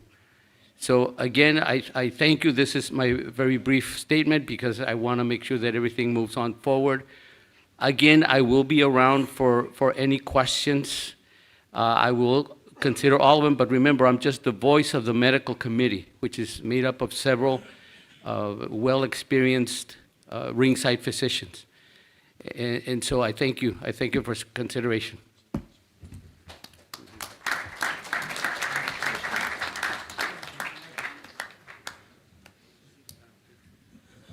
Are there any questions for Dr. Armando on his report?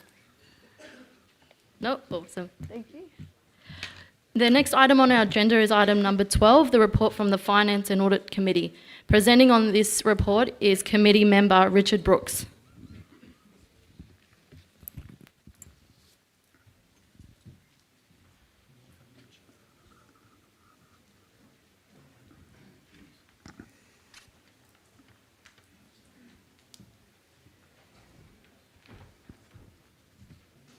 Good morning, everyone. I'm Richard Brooke. I am the interim chair of the Finance and Audit Committee of World Boxing. The elected chair is Julia Felton. She has been ill and has been unable to carry out that role for a while. And I'd like us all to send our best wishes to Julia and to wish her a speedy recovery. In the meantime, I've been chairing the committee whose role is to ensure that the information that is supplied to Congress is appropriate and accurate to the best of our knowledge. To that end, we sent out a report to all members of World Boxing recently, which contained detailed statements of the financial affairs. And primarily there are three pieces of information in there. The first are the 2024 audited accounts. That really took us through the beginning of World Boxing, its formative period where we established it with, and as Boris has brilliantly taken us through the history earlier, established it from a small group into what it's becoming now.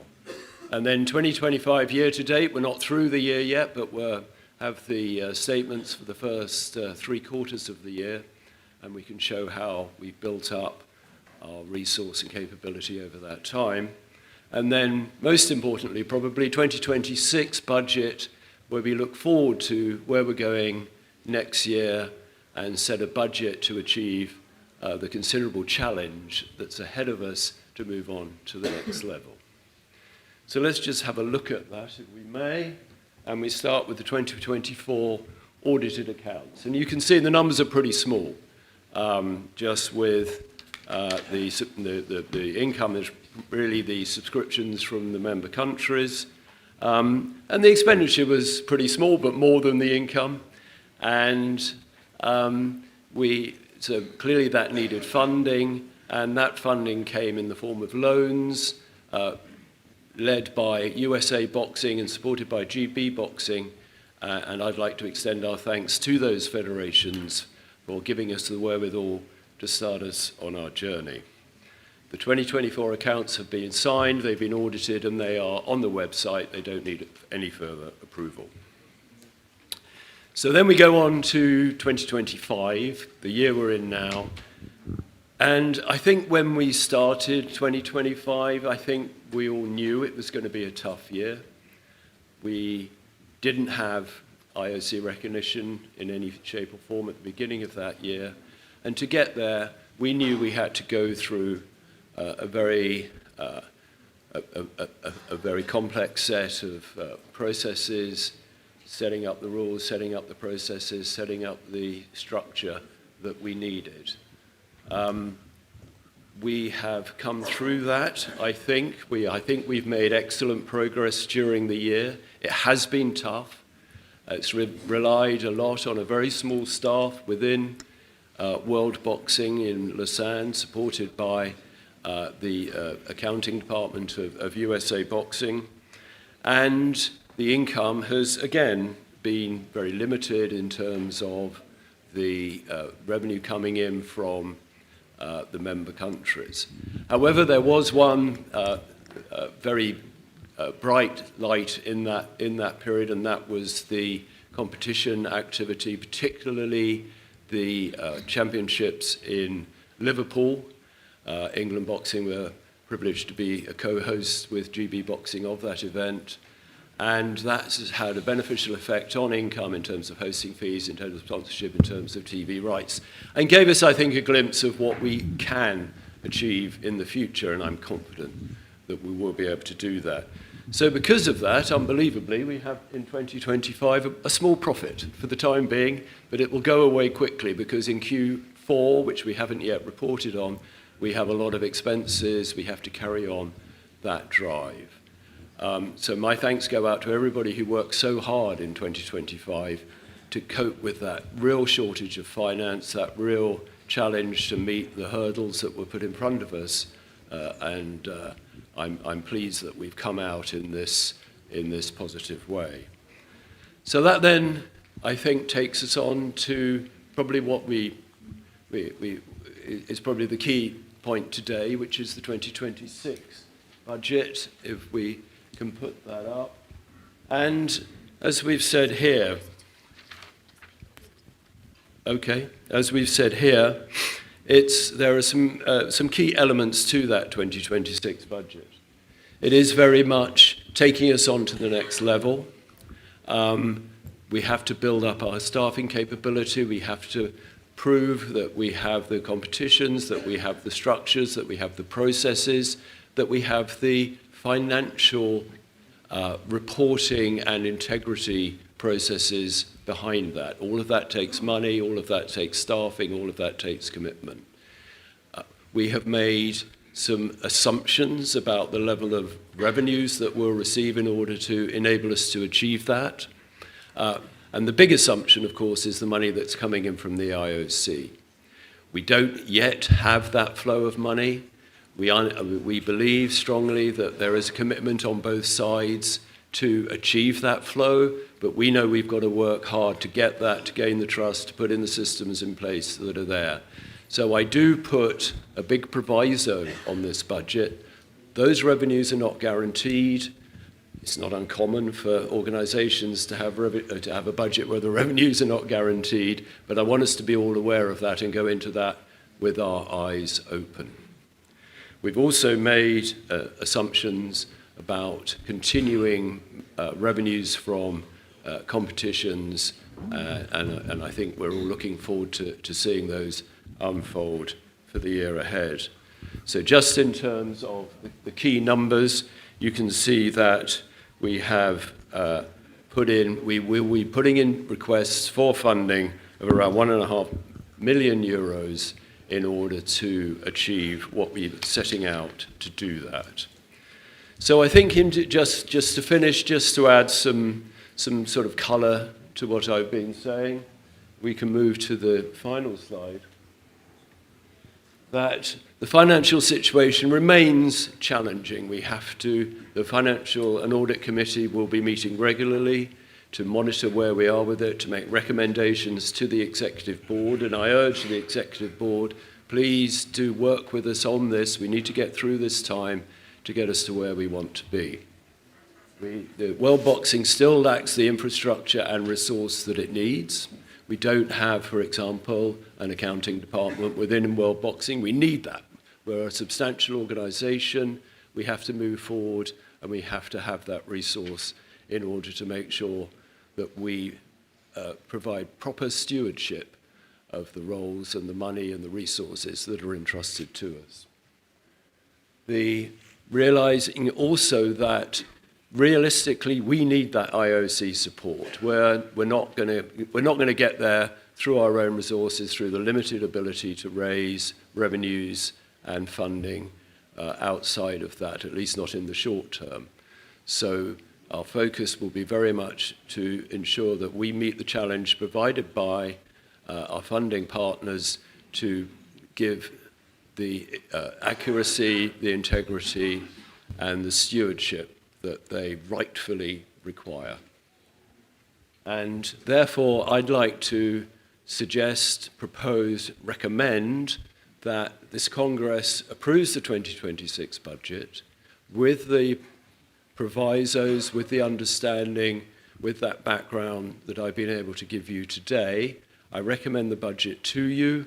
I think it's been done in a thorough and wise and conservative way, and I would ask you therefore to support it and ask the Executive Board to monitor and to abide by the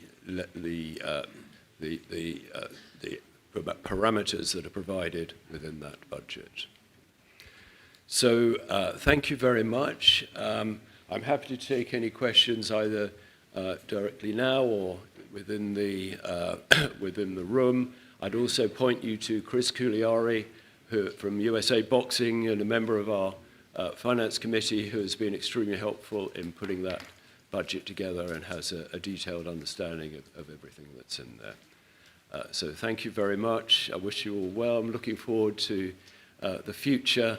It's a great privilege to be part of this group, and I'm looking forward to explaining and answering any questions that you may have. going forward. Thank you.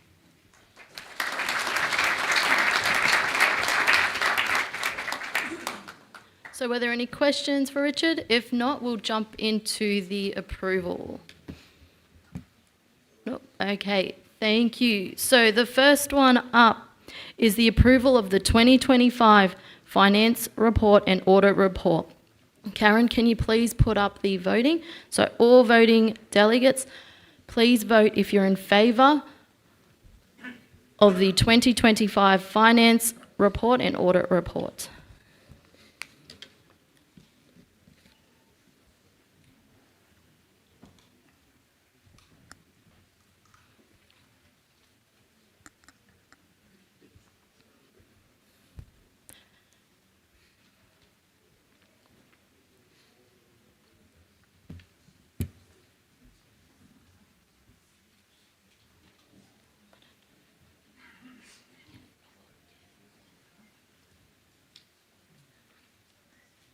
Just a reminder for those online, if you're a voting delegate, make sure your camera is turned on. Thank you.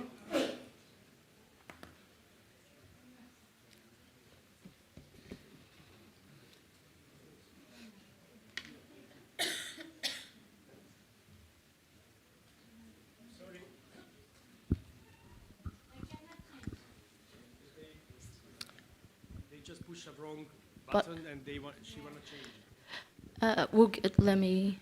Is there someone who can help with a vote change, Karen? Someone's accidentally pressed the wrong button. Well, changing your vote is actually not allowed. In that case, I have to close voting and reopen for everybody. Thank you. Apologies Is all. that what you want me to do? Yes, thank you. Please close the voting and we'll reopen it. Just make sure, everyone, when you press your button, it is the final vote. We cannot change this again. So, Karen, please close the voting and then reopen. One sec. Okay.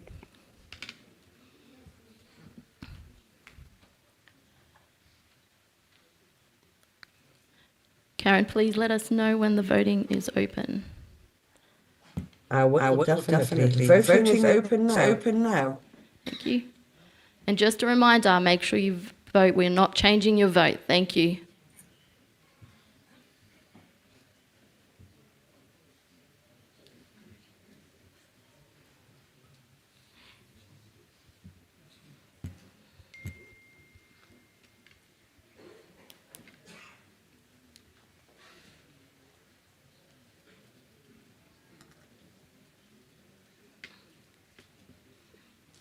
I would like to have, however, all 57 votes again.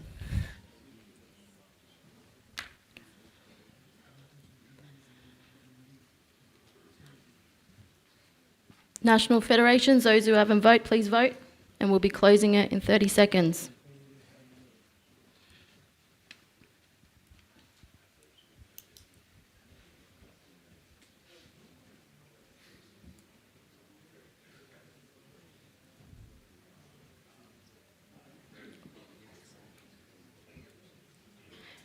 Karen, please close the vote now and share the result. Thank you. The voting is closed. Thank you, and this has now been approved. On to the second one. It is the approval of the provisional 2026 financial budget. So, Karen, can you please put up the vote? National Federations, please vote if you're in favour, against or abstaining on voting on the provisional 2026 financial budget.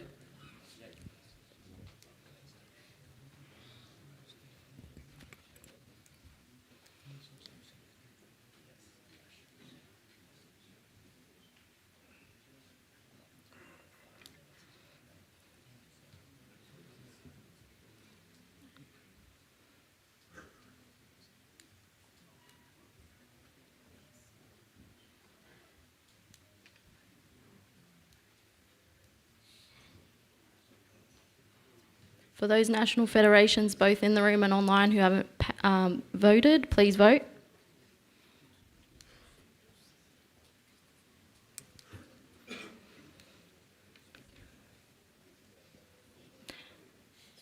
Karen, please close the voting and share the results on the screen.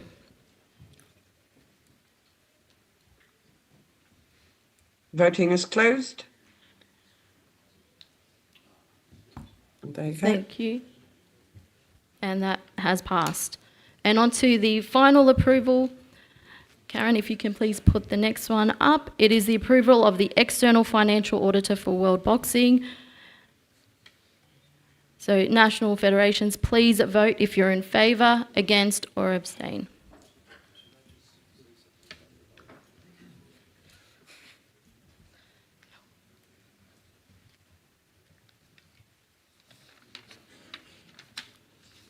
Voting is open.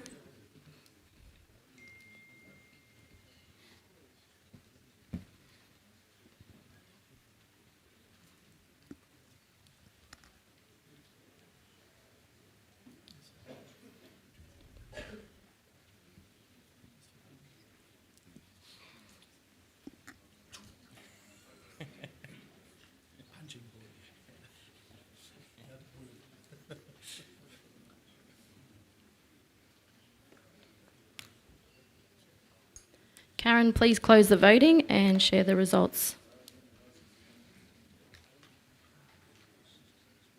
Voting's closed.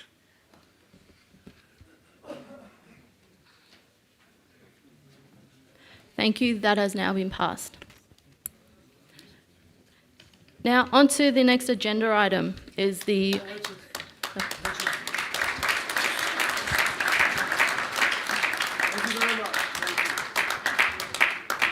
Moving along, agenda item number 13 is the World Boxing Statute changes.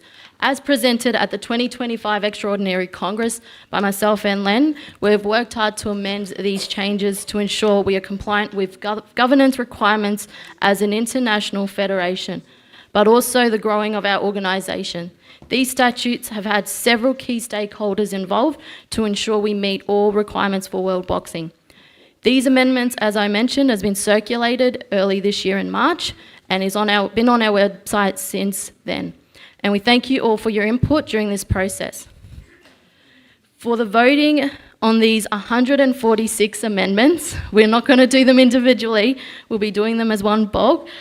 So we're going to ask, firstly, are there any questions on that?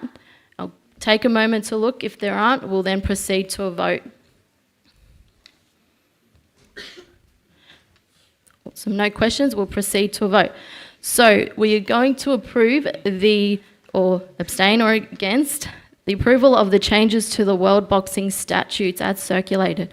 So Karen, can you please put up this motion? And just to reiterate, this is the 146 amendments that were circulated, which came to 50 plus pages. Thank you, Karen. So national federations, please vote if you're in favour, against or abstain on the approval of the 146 amendments to the World Boxing Statutes. Voting's open.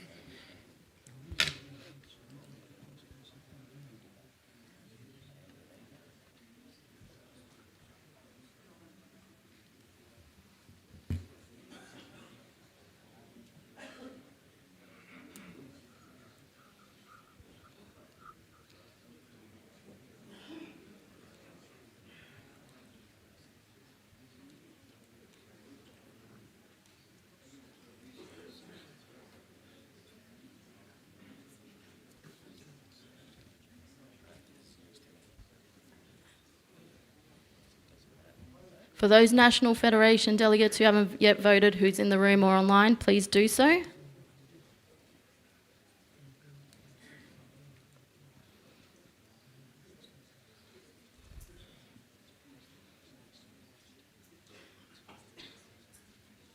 Karen, please close the vote and share the result on the screen. Voting's closed.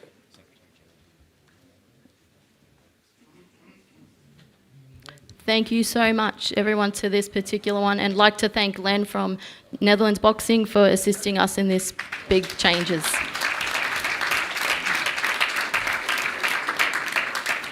Still on the statutes, there was a proposal put forward from USA Boxing, and I'd like to invite their president, Tyson Lee, to say a few words over.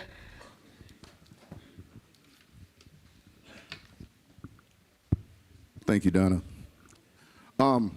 Tyson Lee from the United States. One of the things that was, I guess, left out of the 146 pages had to do with the role of the Secretary General. And I think every national federation in the room, every president and Secretary General can attest to the importance of the Secretary General at the national federation level, the confederation level, and the international level. So we're proposing an amendment to Section 9 that the Secretary General's position essentially, because since we just voted this, it was left out of the 146 pages. So we're proposing that it essentially goes back to what it was 15 minutes ago, or 5 minutes ago, that the Secretary General remains a board member, non-voting board member, and that they are part of the board's meetings and everything, because I think everyone can attest the importance of the Secretary General from a day-to-day standpoint. You know, they're involved in all the operations, so it's important that the board is able to get that information, you know, in their meetings and such. So we're essentially just proposing that it goes back to what it was just a few minutes ago before we made that vote.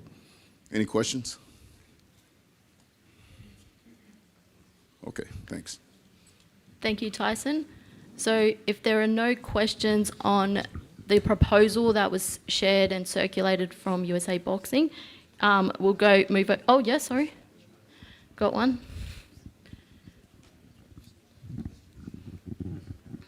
Yeah, maybe Len can help us on that, but I think in the vote that we have just done under Amendment 131 and 132, this was dealt with? No. So we're putting forward, so the initial vote was 146, did not include the current proposal from USA Boxing. So you voted on the changes, and now the proposal that's going to come forward will be to reinstate that particular clause, which is 9.2 IX. So it'll be the re-inclusion back in of the Secretary General is what the proposal is. So for a cleaner process, it's the 146 approved, which will be come into effect tomorrow, but then it's to reinstate putting the Secretary General back in. Okay, thank you. Thank you. Any other final questions? So to clarify on this particular one, it will be, you'll be voting on to re-include the Secretary General clause under 9.2 IX of the World Boxing Statutes. And we've got one more question. Yes, maybe a clarifying question. Jeremy Besson from the Netherlands. So what you're asking now actually is, so the board of World Boxing is the employer of the Secretary General. By putting the Secretary General in the board of World Boxing, he's essentially his own employer and checking his own work. That doesn't seem right. Can you So the rephrase board that of World question? Boxing, they are the employer of the Secretary General and the World Boxing Office. By putting the Secretary General in the board, he will be his own employer. So that question should be directed to USA Boxing for putting this proposal. Yes, I think so. Yeah. Just to clarify, the World Boxing Board did remove it out because they are an employer and they still have to participate as part of a board meeting to present all the items, but now they want to reinstate it. So I think if we hand over to Tyson to answer that for you. So the Secretary General would have to recuse himself or herself in matters that, you know, would, outside of the board asking them to explain something, they would have to recuse themselves, and they're a non-voting member anyway. So, I don't really see where you say they're their own employer, because the board still has the power to hire and fire.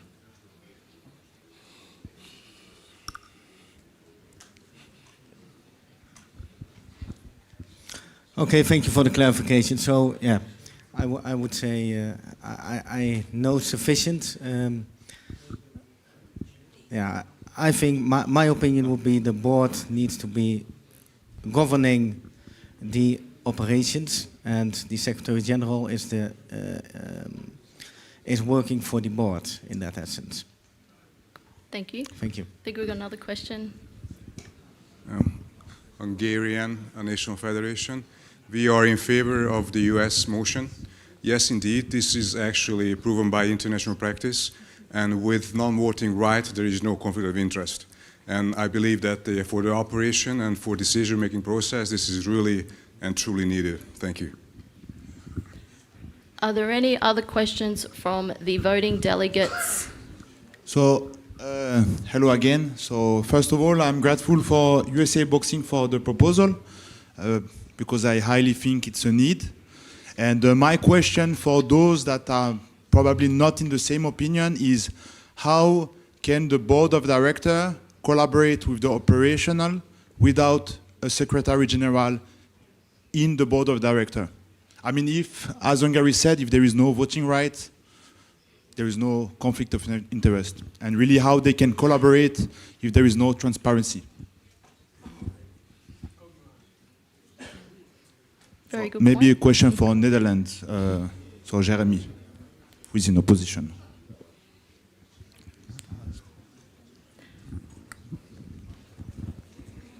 Yeah, so in my experience, the Secretary General can attend. I think the Everyone, question was to me, right? can you please, we've got someone talking, please keep quiet until you have the mic. Thank you.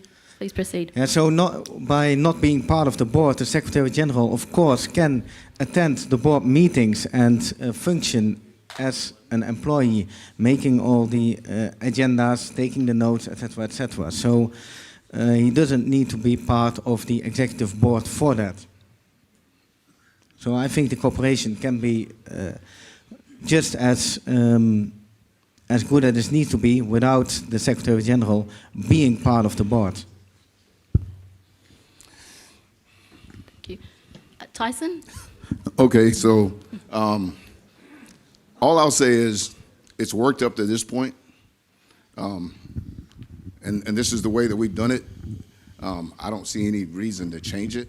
I don't know why I was left out in the first place, but I just think that we should go back to doing what we did that got us back in the Olympics in the first place. So it's worked well. It works. It's the way we do it at USA Boxing, probably the way that most other national federations do it as well. So I don't see why we would need to change at this point.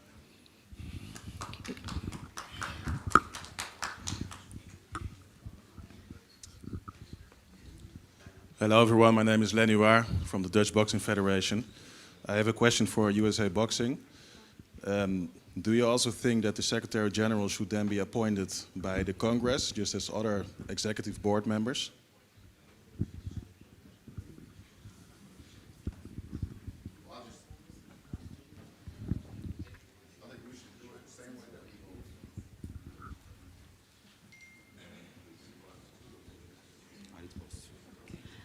Are there any final comments or questions on this one before we put it to a vote?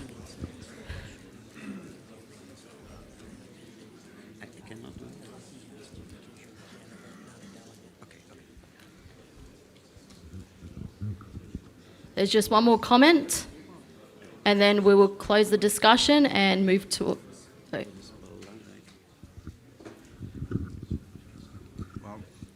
Thank you again. I mean, appointment of Secretary General is very simple and very transparent. He or she is proposed by the President and approved by the board. It's so simple. Thank you.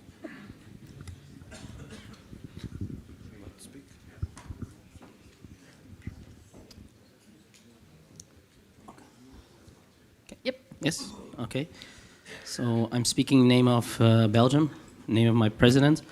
So in Belgium, we have from our national governing body a code of good governance, and from our NGB, it's almost obliged that the Secretary General is always present in the meetings, but he's not officially appointed as a board of director, but always invited.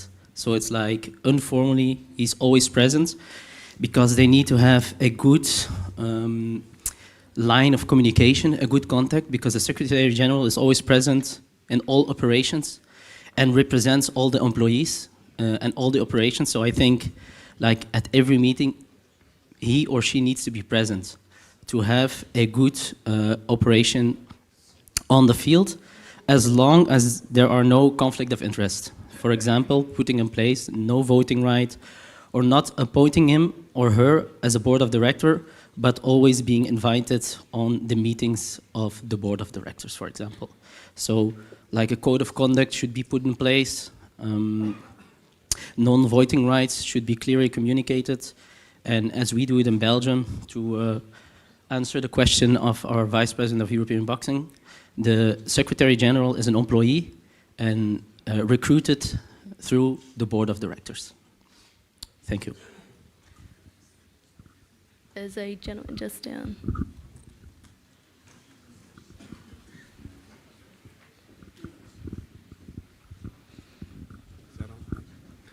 Thank you. Colin Metzen from Wales.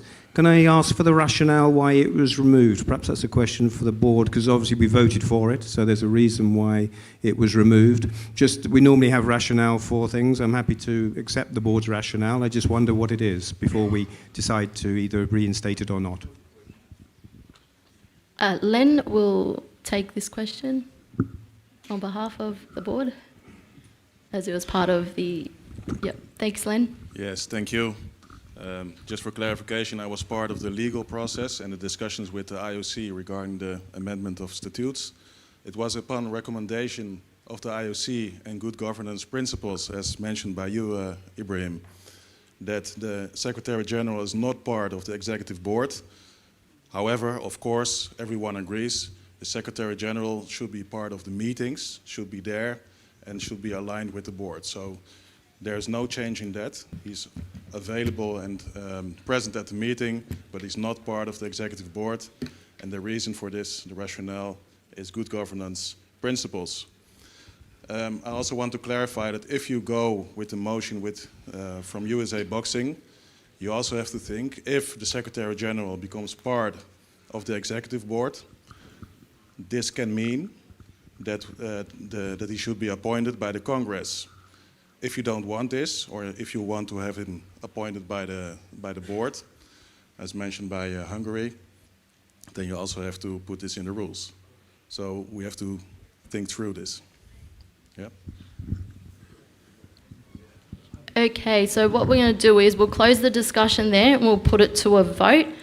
And so the vote will be, if you are in favour of reinstating the Secretary General clause under 9.2 IX, you will be voting in favour. If you're not, you will be voting against. Or if you don't wish to vote, it will be abstaining.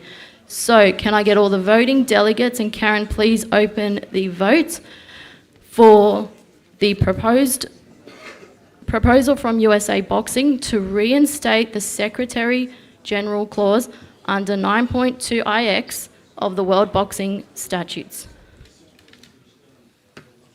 Voting's open.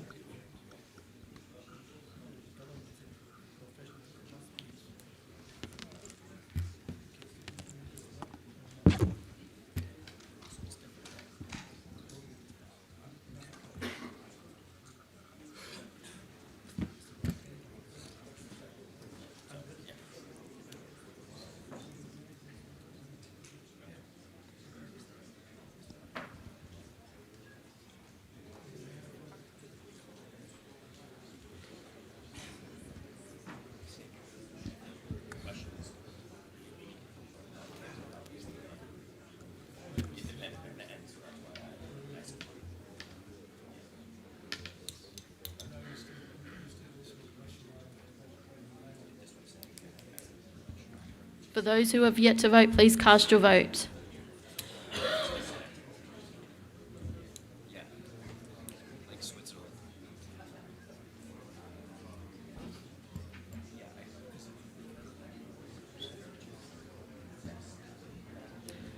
There's one more vote to go. This one's an important one, so I think it's important that everyone puts the votes through. There are no more discussions on this now. We've just closed it all and everyone's voting. Karen, please close the votes and share the results on the screen. And voting's closed.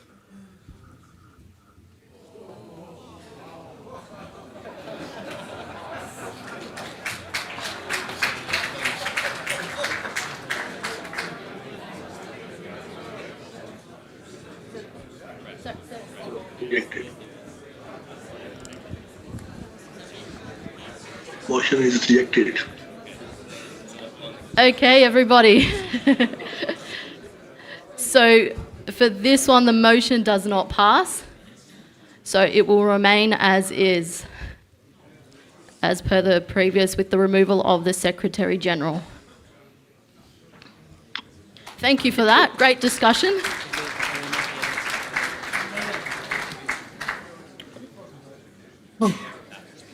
Okay, guys, we're going to move on to agenda item 14.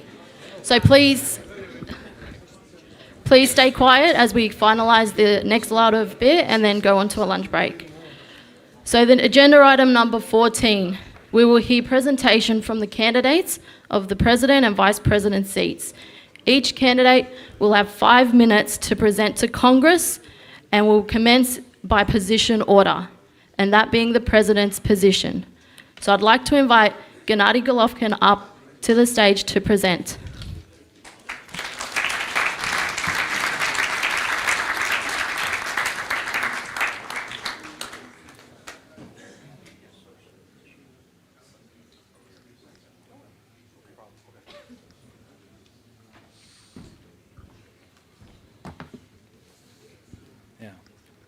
Good afternoon, everyone. I know everybody is tired, and I need your attention, please. Probably I want to try speak a little bit slowly, because I have so many ideas, and I need your focus for details. Esteemed members of the World Boxing Executive Board, dear World Boxing family, dear friend and colleagues, my name is Gennady Golovkin. I was competing in Olympics. I became world champion. I have been in every corner in boxing. And now I'm working in sport leader. I'm here to fight for something important, the future of the boxing itself. As member of IOC's Olympism 365 Commission and chair of World Boxing Olympic Commission, I know this is good governance will protect athletes and the sport.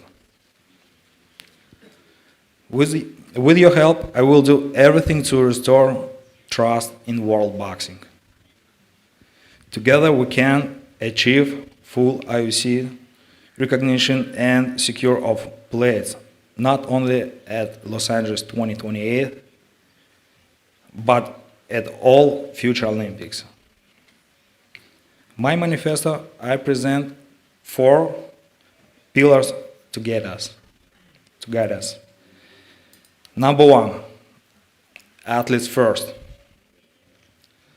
Number 2, integrity. Number 3, innovation. And number 4, financial stability and development. Now it's about action. Next year, we will make our ideas happen, always keeping members updated. This is about unity. Today we take a big step forward. We must be the federation athletes believe in and the Olympic family can trust. I will build a leadership team who will work hard and well. Leadership is not about standing above people. It is about standing with them. Unity is not a slogan. It will be our way to live. World boxing must be transparent, united, and athletes focused. Let's build a future all together. Thank you.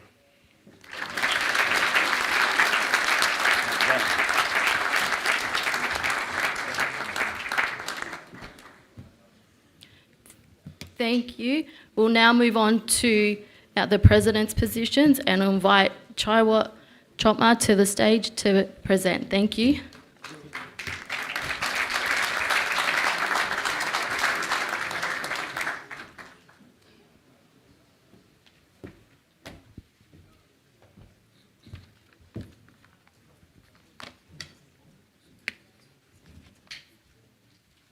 Distinguished members, respected colleagues, and friends of boxing. It is a true honor to stand before you today as a candidate for Vice President of World Boxing. We are gathered here not just to elect leaders, but to define the kind of leadership our sport deserves. Leadership built on trust, equality, and transparency. For too long, the story has been the same. In every international boxing organization, politics has outweighed principles. Corruption, influence, and self-interest have taken the place of integrity. The athlete, the very heart of our movement, has too often been forgotten. But we are here to change the story. World boxing was created as a new beginning, a reset to bring honesty back into the ring and the fairness back in governance. The new era must not repeat the old mistakes. Every national federation, whether large or small, must have an equal voice. Funding must not be a reward to influence, but a right of participation, a tool for development, education, and opportunity. This support must reach not only athletes, but also officials who serve our sport with dedication and uphold the fairness. When we give fair support to all nations and all people who make boxing possible, we build a stronger world of athletes. Our duty is to restore honor to this sport, to bring back the true theory of warriors: discipline, courage, respect, and to combine it with the mindset of our youth, bold, creative, and forward-thinking. This is not just reform, it is renewal, a clean start for a clean sport. Together, let us prove the world boxing can be governed with integrity, led with respect, and recognized fully by International Olympic Committee as a trusted and rightful body for our global boxing family. Thank you.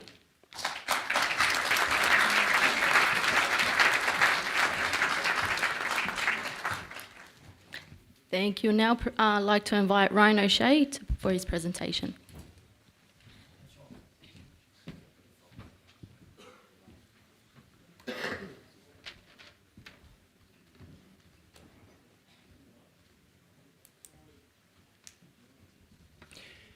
Good afternoon. Distinguished delegates, esteemed colleagues, and World Boxing family. When I think back to where we were just 2 short years ago, the progress we have made together is nothing short of remarkable. In a period of deep uncertainty for our sport, none of us stood still. Instead, we pushed forward, and we built World Boxing from the ground up, guided by the belief that our athletes deserve better, and the belief that boxing must always maintain its place in the Olympic program. My name's Ryan O'Shea, and I've had the tremendous privilege of serving as one of the vice presidents of World Boxing since our inaugural Congress in 2023. Through hard work, honest governance, and true collaboration, World Boxing has secured provisional recognition and ensured our sport's re-inclusion in the Los Angeles 2028 Olympics. For me, this is proof of what we can achieve when we are united in purpose and when we hold ourselves to the highest standards of good governance and integrity. But provisional recognition is only the beginning. Next, we must secure full recognition so that no coach, athlete, official, or national federation ever again has to question boxing's place in the Olympic program. Over the past 2 years, I've had the tremendous privilege to work alongside many national federations to achieve some of World Boxing's critical milestones. Together, we have represented our federation within the International Olympic Committee, relentlessly advocating for boxing's future and ensuring that our governance reforms align with international best practices. We've recently recruited an independent ethics chief, strengthening the credibility of our organization. We've expanded our membership across all continents, ensuring every region has a voice and a pathway to growth. But most importantly, we've kept athletes at the heart of every decision we have made, from safety and fairness in competition to hosting our first elite world championships in Liverpool, England, to ensuring athletes' voices are represented in our governance. These steps were not always easy, but they were essential. Together, they have laid the foundation for a federation that is respected, independent, and truly athlete-focused. Looking ahead, if I'm fortunate enough to be re-elected, my commitment for the next term remains clear.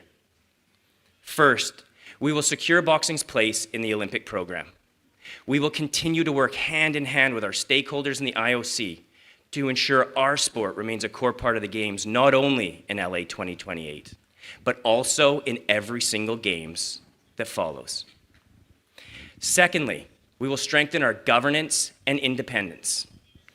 Together, we will continue building World Boxing into the global benchmark for fairness, transparency, and integrity, so that these aren't simply values that we promote, but rather they are standards that our organization must live by. And most importantly, we will expand opportunities for athletes. We will continue to create equitable competition structures that ensure safe, fair, and high-quality competitions are accessible to boxers everywhere.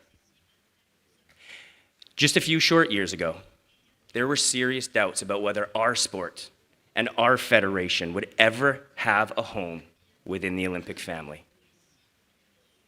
But because of our courage, our resilience, and most importantly, our unwavering commitment to Olympic boxing, we all stand here today, together, stronger than ever. In closing, I just want to say that my service and contribution to World Boxing over the past 2 years has been the honor of a lifetime. To stand alongside this board of directors and all of you here today in building this federation has been one of the most meaningful experiences of my life. I'm deeply grateful to the national federations who entrusted me to serve as vice president. And regardless of the outcome of today's elections, I trust that our sport is in good hands now because of the strength, passion, and integrity that all of you bring to this movement now. I wish the very best of luck to all the candidates running for office today, and I thank you once again for the opportunity to have served our sport, but more importantly, the opportunity to have served this incredible organization. Thank you.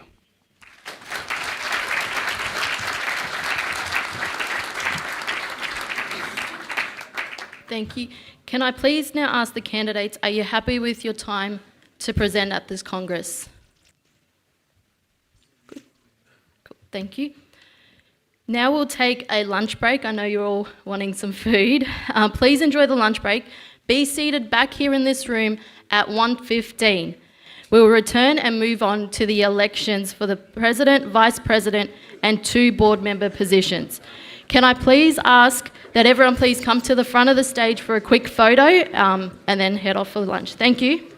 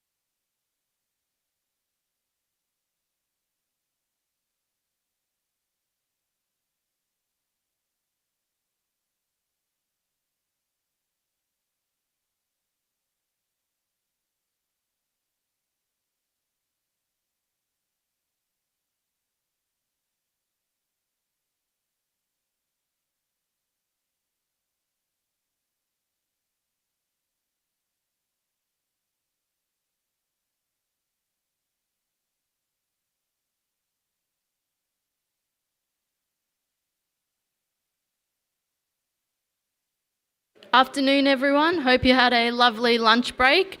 So if everyone can please take their seats.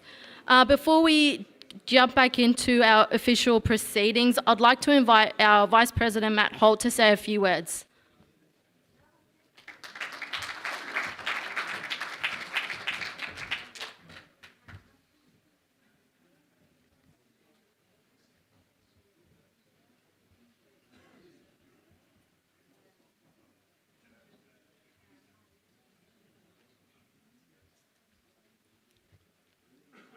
Please, could I be joined on stage by Boris and Ingeborg, President and First Lady? Thank you.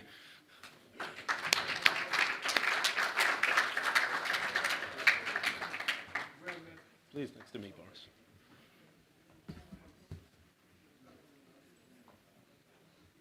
Ladies first.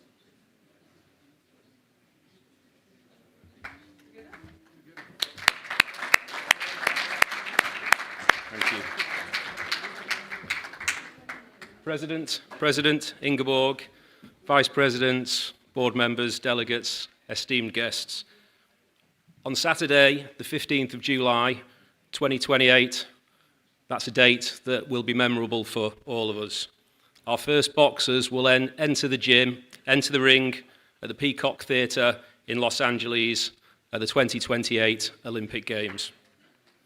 We have an Olympic future for our sport and our boxers.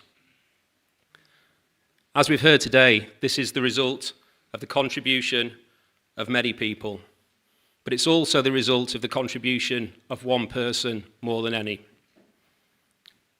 Put simply, as many people have said to me over many months, weeks, and even the last 24 hours, we would not be here if it wasn't for him. In his last day as President of World Boxing, we have the opportunity to thank Boris, the beating heart of our organisation, for his immeasurable contribution to world boxing. I personally wanted to say a few words today, but I didn't just want those words to be my words. So last night at dinner, I talked to a few people, had conversations around the dinner tables, and I asked people to describe Boris in the first 3 words that they could think of. These are some of the words that people used: humble, respectful, motivational, amazing, energetic, determined, passionate, happy. I think that's my favourite, because who wouldn't want to be happy? Resilient, diplomatic, intelligent, trustworthy, charismatic, open. People also said to me, when you're speaking to Boris, you always feel like you are valued and important. When you're talking to Boris, you never feel like he would rather be talking to somebody else. No matter where you go, all over the world, people like Boris because he treats everybody, wherever you're from, whether you're male or female, with the greatest level of respect. Boris, when I think of you, I think of 2 or 3 things in particular. I think of your warmth and your generosity and your openness. You open up everything of yourself to other people, including your wonderful family, including your home. You did everything you could to make everybody that was involved in the creation and success of world boxing feel a part of the journey. World boxing doesn't exist because it has a set of statutes. It doesn't exist because we're here today at a congress or because we have a website. It exists, and the Olympic flame burns for our boxers because people were prepared to put their trust in you. We're here today not because of what you did, even though what you did was incredible. They're here today because of who you are. So on behalf of everyone connected with World Boxing, we thank you. Delegates, if you could please join me in showing your appreciation for our founder, our first president, Boris van der Vorst.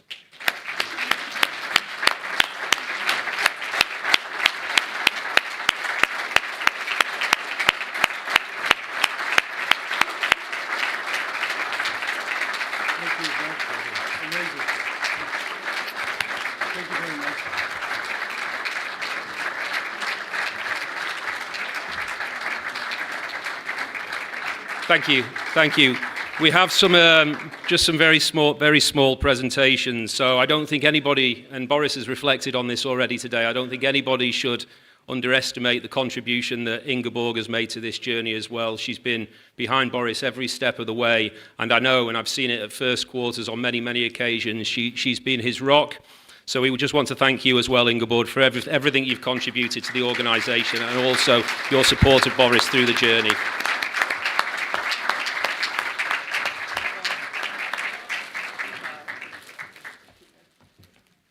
We're also here in Italy today, and I think everybody that knows Boris knows that he's somebody that really enjoys life. And, you know, in terms of things that one can enjoy and make the most of life, being here in Rome and being in Italy, there can't be anything that stands out much more than enjoying a good bottle of Italian wine. So we bought Boris a few bottles of wine to celebrate his journey. And rather than get a big box of wine up on the presentation table, we're gonna present him with a bottle.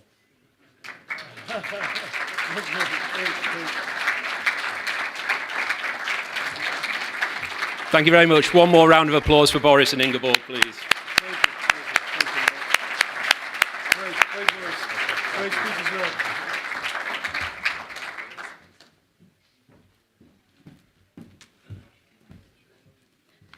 Thank you, Matt. Now we'll recommence our official proceedings, and I'd like to invite Mike McAtee, who will run the elections for this part of the Congress.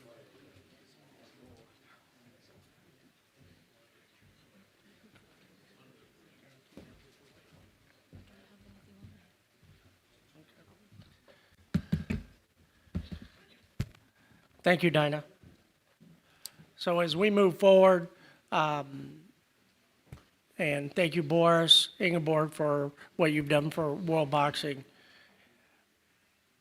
As Boris had said earlier, you know, being one of the founders moving forward, now this is the next opportunity for the next generation of leaders in the next part of the future. So with that being said, a couple of things. Each one of the candidates that will have been vetted, they've gone through an independent vetting process, which was then also covered by our ethics chief. Each one of the candidates and the candidates that we want to thank you all for taking the time, the energy, and knowing a lot of work that'll be done. So thank you all, everybody in this room, including especially the candidates that run. You know, boxing is a sport where we win and lose. We don't tie. But at the end of every match, there's congratulation, there's confidence, and 99 times out of 100, there's a hug, a handshake, and we move forward.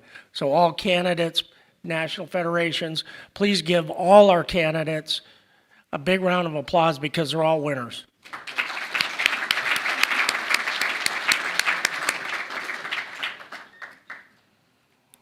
With that being said, the first election that will take place will be for the candidate for president.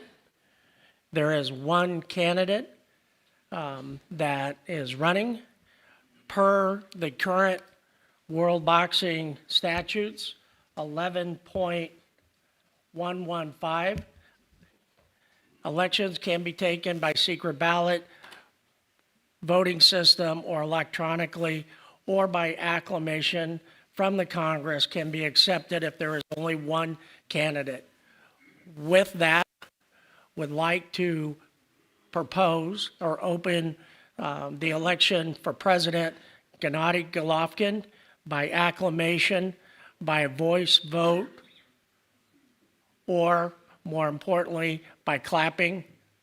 All those in favor of Gennady Golovkin, please clap.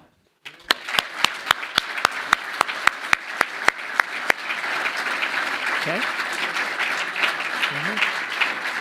Okay.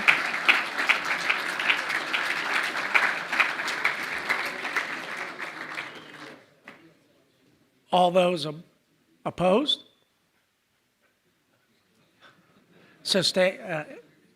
All those who want to abstain? It's unanimous. Congratulations, Mr. Gennady Golovkin.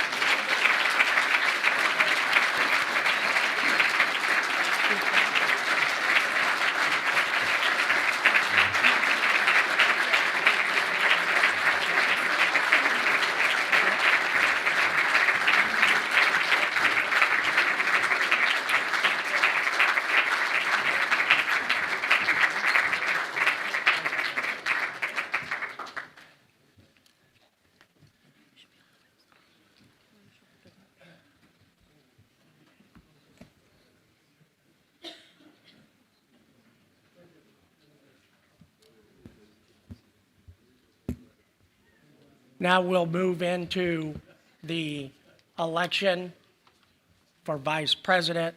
Karen, are you online?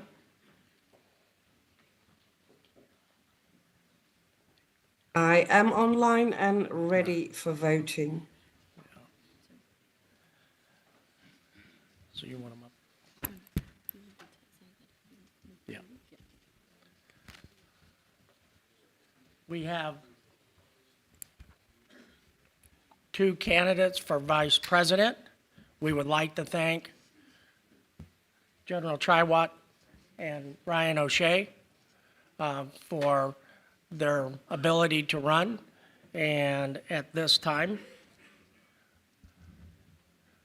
we will open the voting for vice president of World Boxing. Karen, can you please open the voting?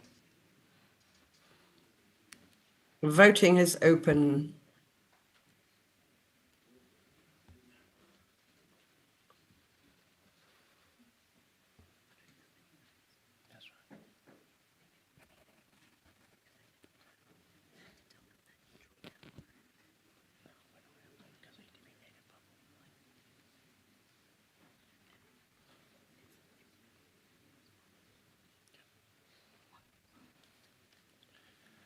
We have 30 seconds.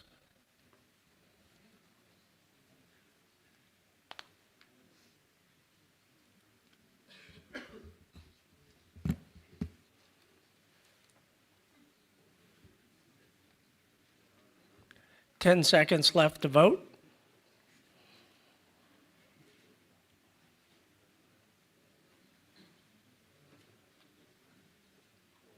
Karen, can you please close the voting? Voting is closed.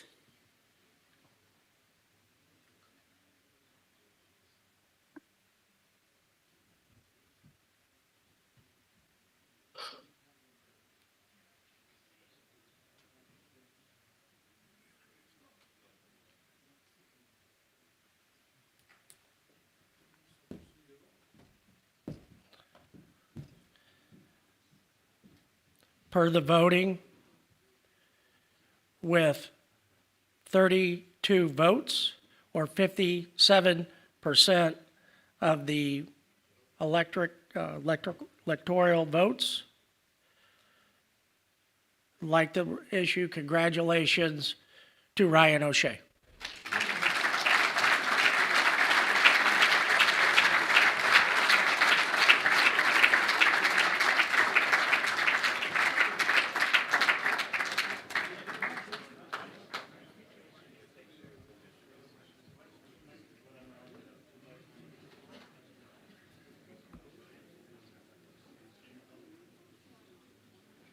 Congratulations, Ryan.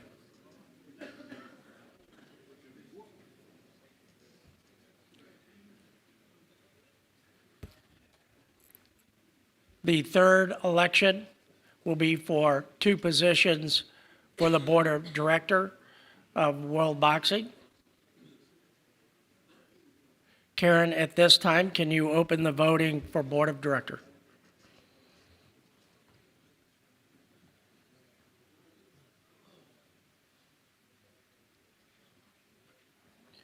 Voting is cast your open. votes.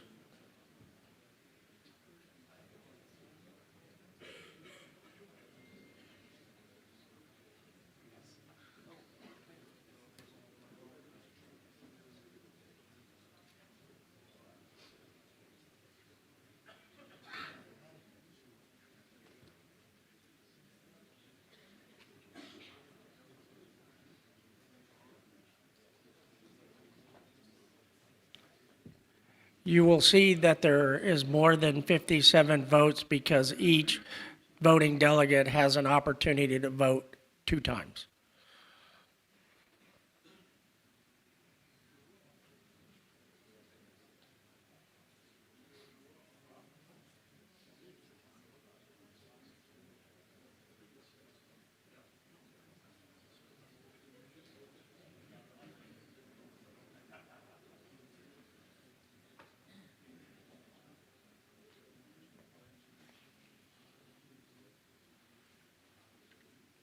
Please cast your vote. There's 30 more seconds to keep the voting window open.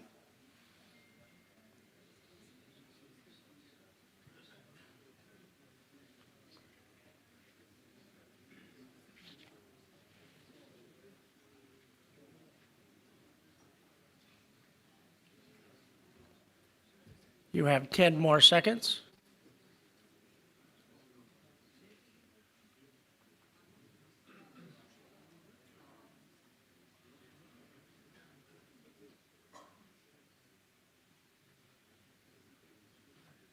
Karen, please close the voting. Voting is closed.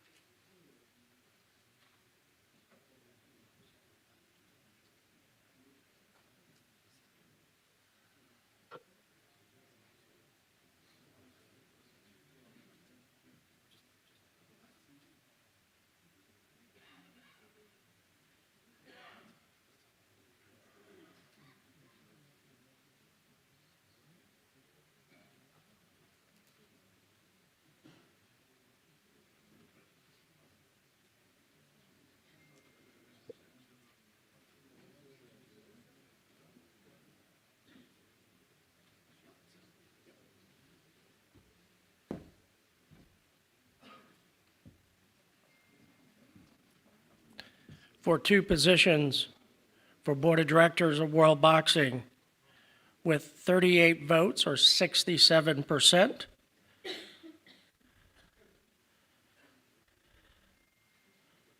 And 35 votes, 62.5%. Congratulations to Michael Mueller and Dr. Tatsusu.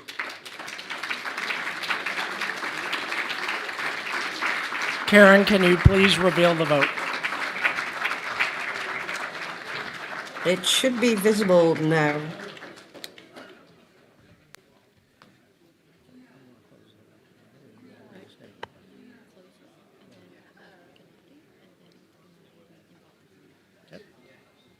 At this time, the voting has been closed. Congratulations to all the newly elected officers of World Boxing.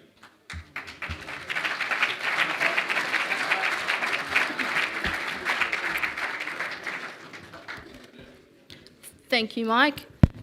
Okay, as we move on through our agenda, I'd like to invite our newly elected president of World Boxing, Gennady Golovkin, to say his speech. Please.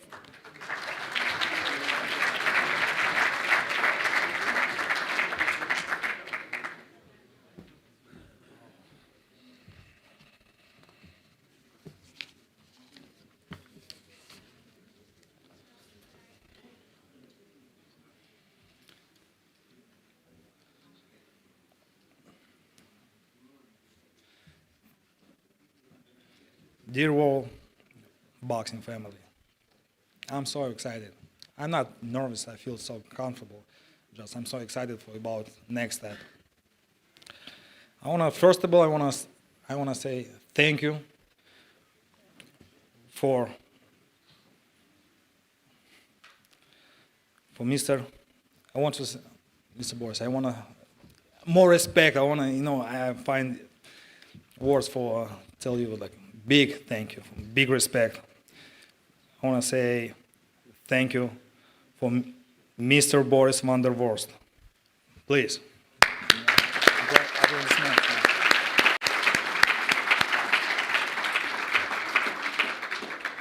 Yeah, of course, thank you for the executive board, all World Boxing members.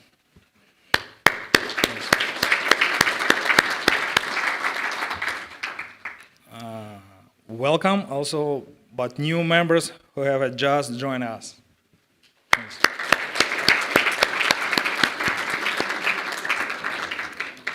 I want to say special thank you for my friends, from IUC, for your trust, for your big support. Absolutely, we will keep working with you guys. We stay close. Thank you.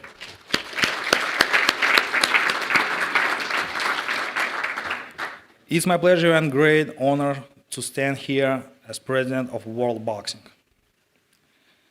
I will serve with dedication and integrity, but this is just the beginning. Our mission is so clear. First, to work for boxing interests, to restore full IOC recognition, and to send our athletes to Brisbane and beyond. I want every boxer to grow in a fair and a safe sport. When we are united, world boxing will move forward like one family. We will show by action, not words. What world boxing is a federation that the Olympic family can trust. We will be independent but respect Olympic values, working for integrity, equality, and athletes project. Let's build trust. Let's serve our athletes. Let's earn our special position in the Olympics. I invite you all, guys, to build a better future all together. Thank you. Thank you very much. Can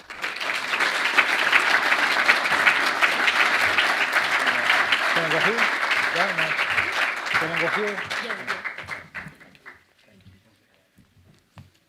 Thank you. Just so everyone was aware, you would have seen a lady, Margot Foster, sitting up here on stage. She is our independent ethics committee member who was overseeing the elections for this. So just so everyone's aware of that. Also, I'd like to invite our newly board members to please come and take their seat at the head table.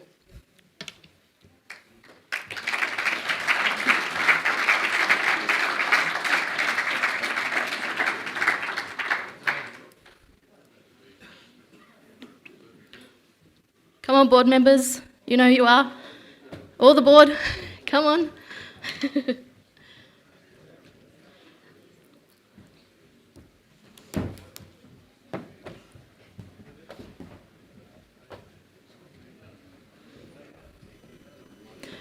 And everyone, I just want to remind everyone, please turn your phones on silent as well.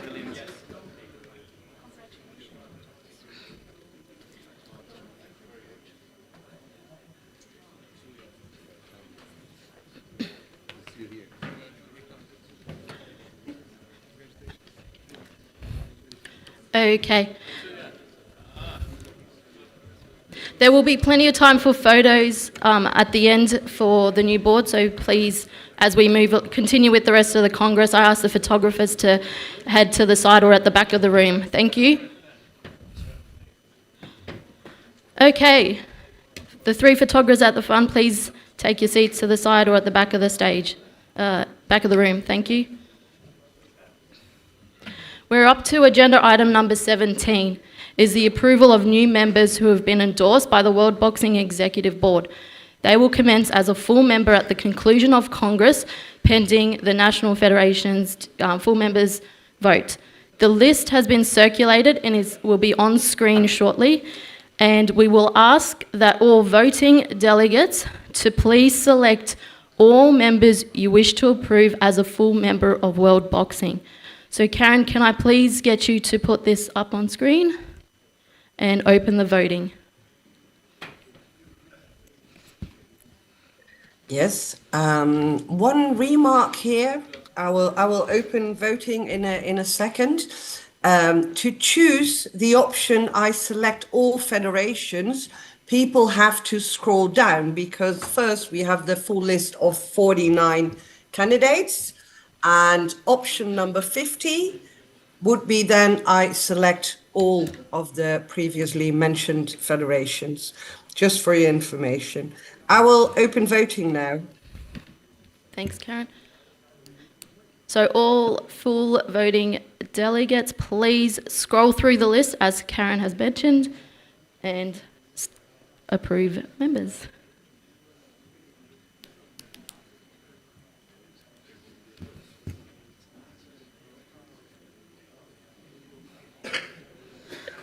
And at the top, the number of voters is indicated. So the number of federations that have voted and not the total number of votes, because that would be an awful lot.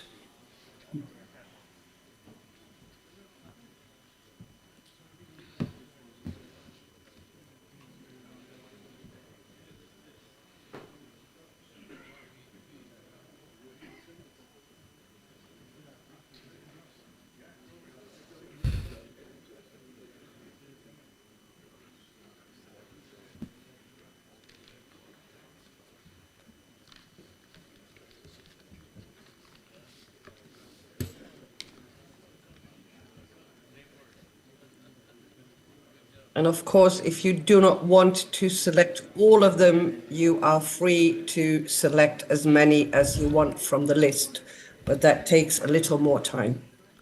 There are still 10 members to vote, so please cast your votes. Thank you.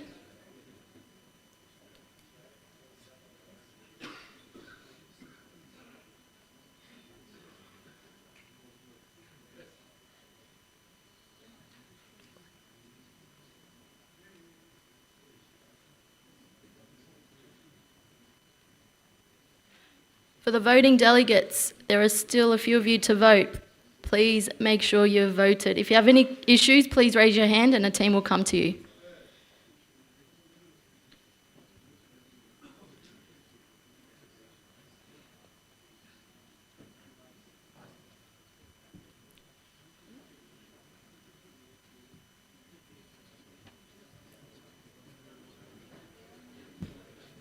We've got 30 seconds until we close the vote.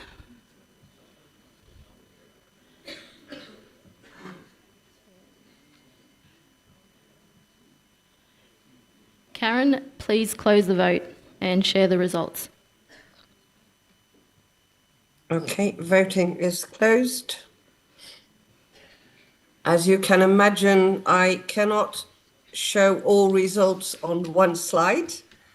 So we present them 15 in a row. And as you see, almost all federations got the full amount of votes. Thank you, Karen. Thank you, everyone. So welcome to our new full members who will commence as a full member at the conclusion of this Congress.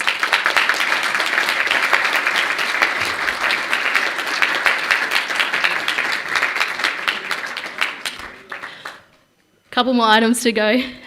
As per the World Boxing Statutes, we're required for Congress to approve the next year's Congress. So after an expression of interest being sent out, we've only received one country who would like to hold it for next year. I'd like to invite Panama to do a 5-minute presentation, followed by any questions and then a vote.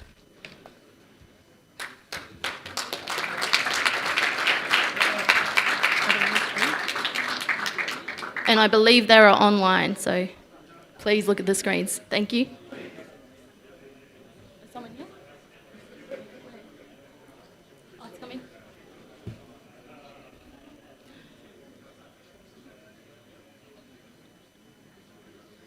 Hey, good morning, everyone.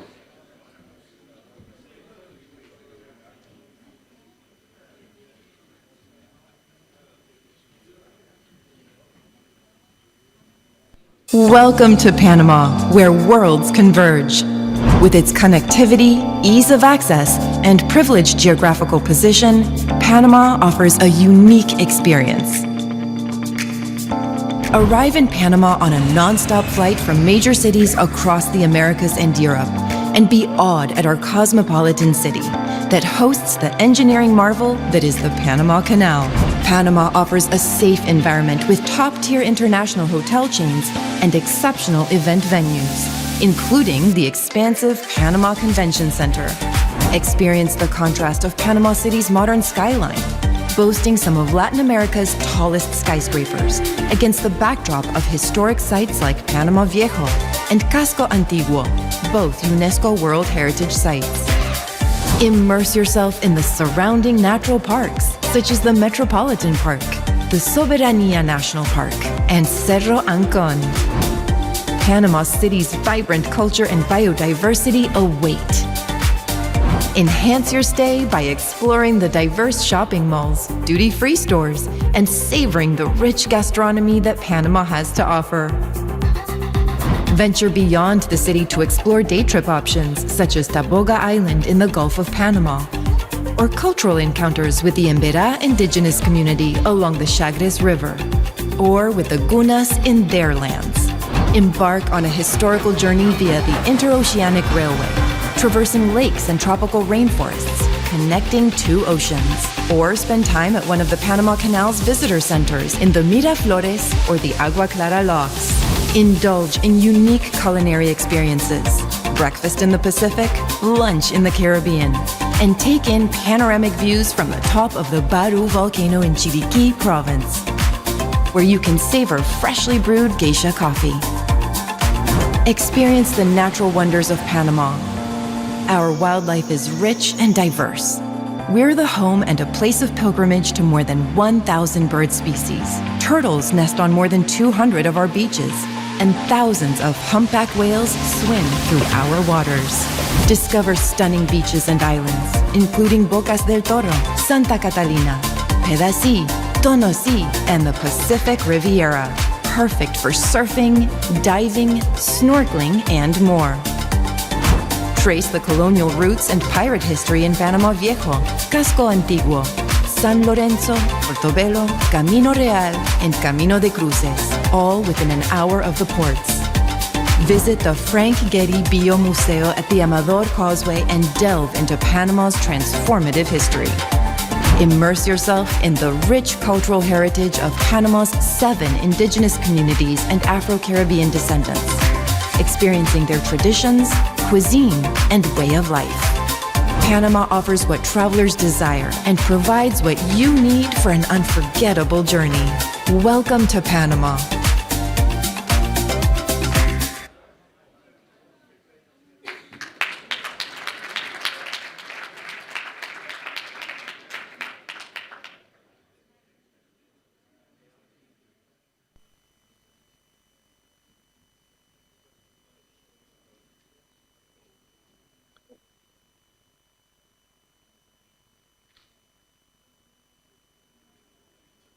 Good morning, everyone. Board directors, authorities, and member of Federation. My name is Luis Cesar, and I'm the marketing director of the Panamanian Olympic Boxing Confederation under the presidency of Tomás Velázquez.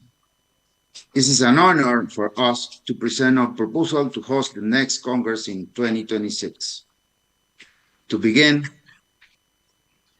I show you the video from Panama, our country. So, a strong proposal to combine sporting expertise, world-class infrastructure, and Panama's unwavering commitment to excellence in international events. My screen is sharing of you. You can see it, everyone.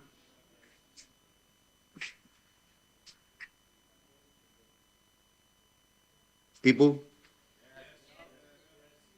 You see the screen, my screen?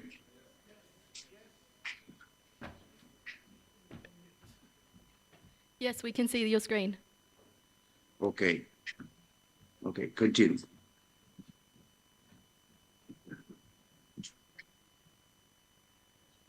Our vision of world boxing.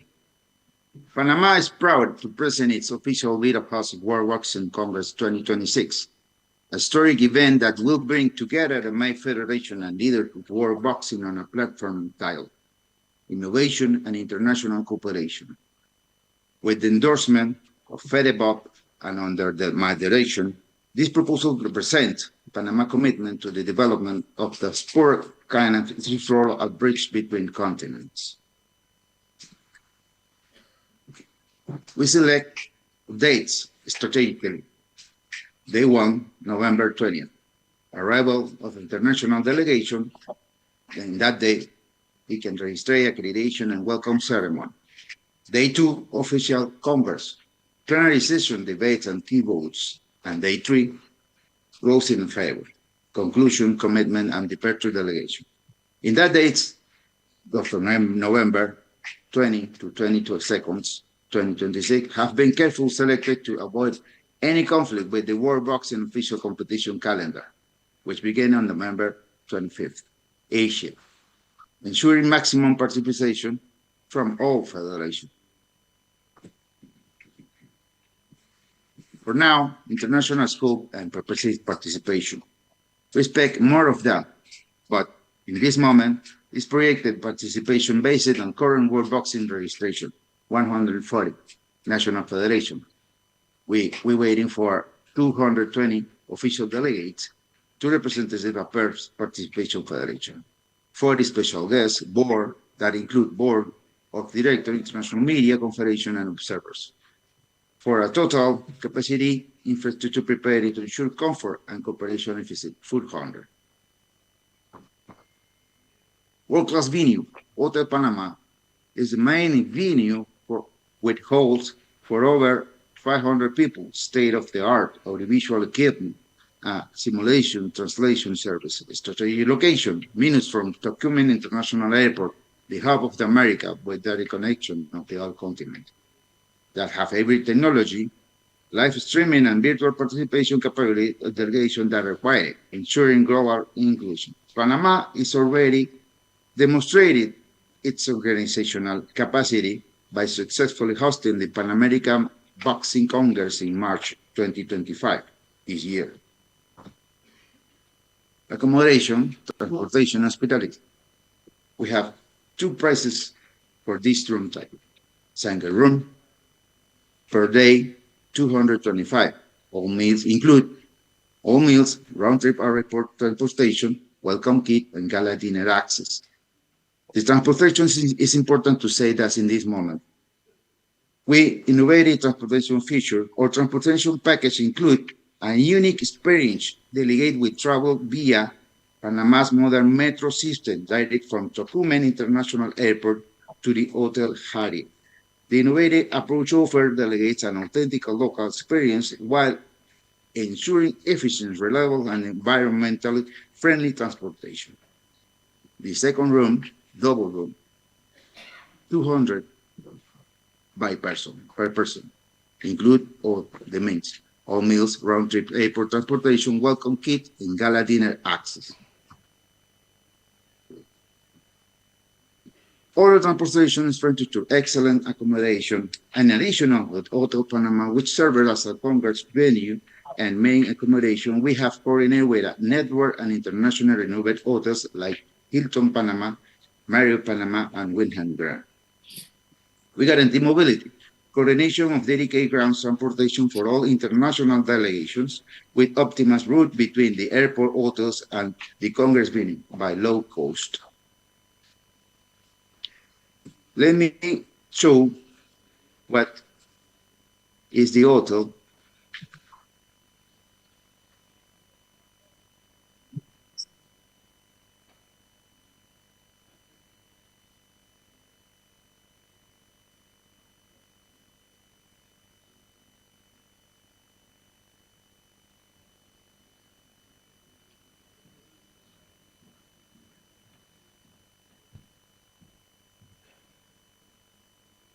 What's happening?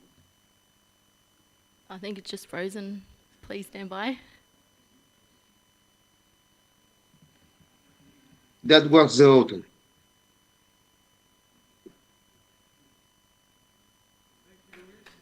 So, Alice,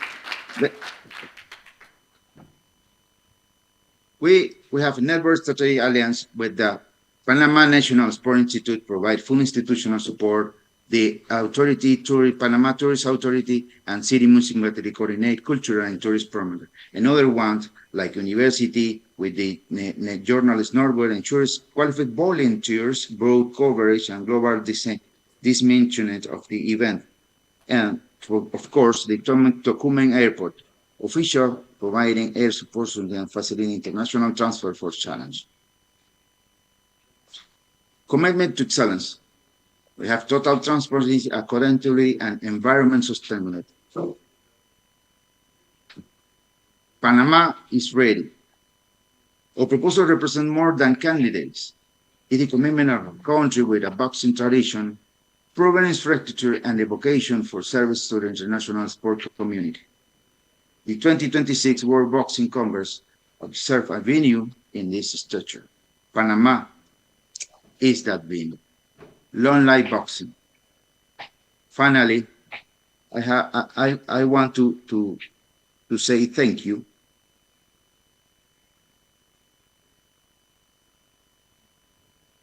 In closing, I would like to congratulate the organization commitment of the Congress. We know the hard work involved and the great responsibility of hosting. Finally, I wish the new board of directors continuous success. Also, our new World Boxing President, Gennady Golovkin. And if you allow, I'd like to share the memory when he became world champion of different Colombian Milton Nunez. Thank you, all of you. This is where we're hosting.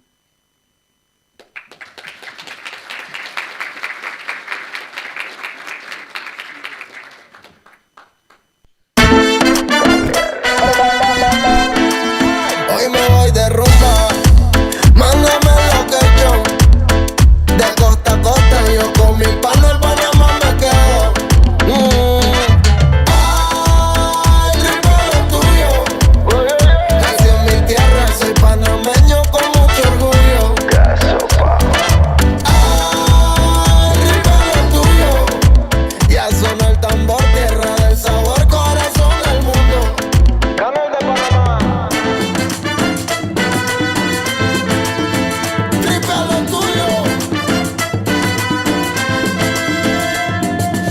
El frío de tierra salta, el calor de Colón. A ver agua me voy con mi tabla de sol.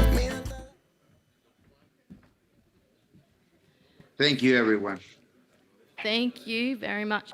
So now it is time for the voting delegates to vote on the allocation of the 2026 Congress in Panama. So you need to vote if you're in favour, against, or abstain. So Karen, can you please open the voting links?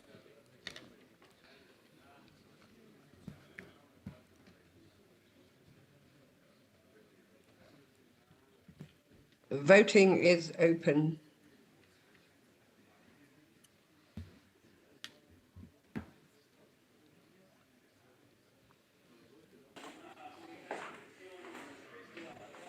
So all voting delegates, please vote for next year's Congress.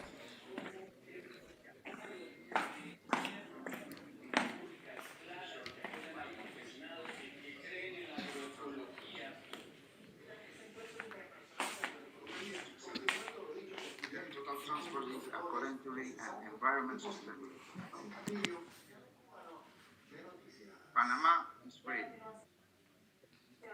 Our proposal represents more than candidates. It is a commitment of the country.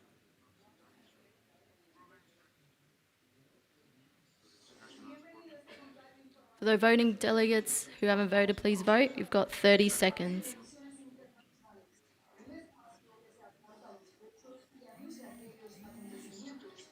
Panama.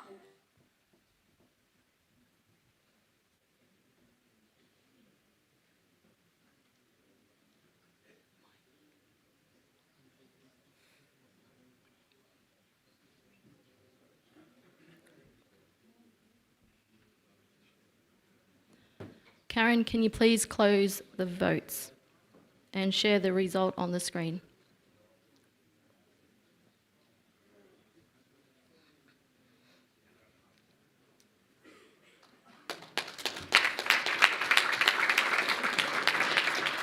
We can confirm that the 2026 World Boxing Congress will be in Panama. Congratulations, and we'll see you there.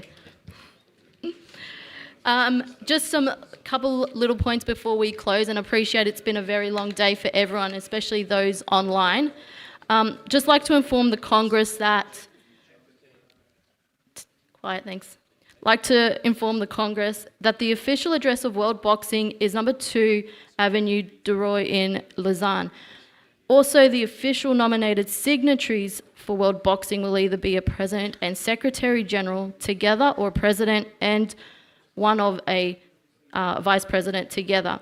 These changes don't need to be voted upon, but we needed to be in our minutes to inform Swiss authorities. So just had to make that note at the closing of this. So on behalf of the Executive Board of World Boxing, thank you to the Italian Boxing Federation for hosting the 2025 World Boxing Congress.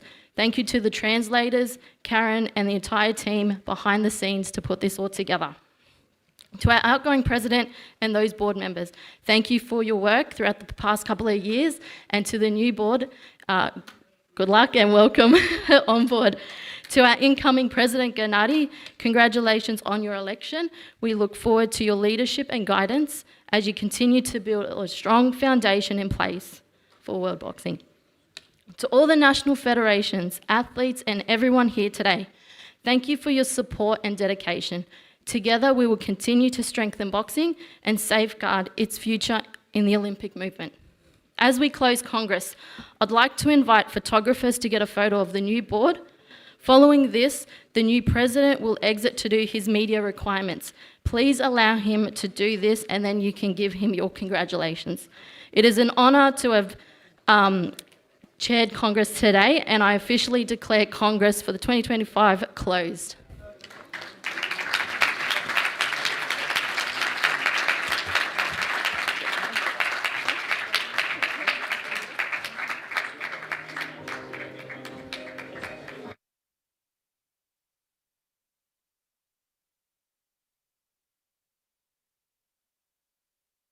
Thank you very much, everyone. Great time.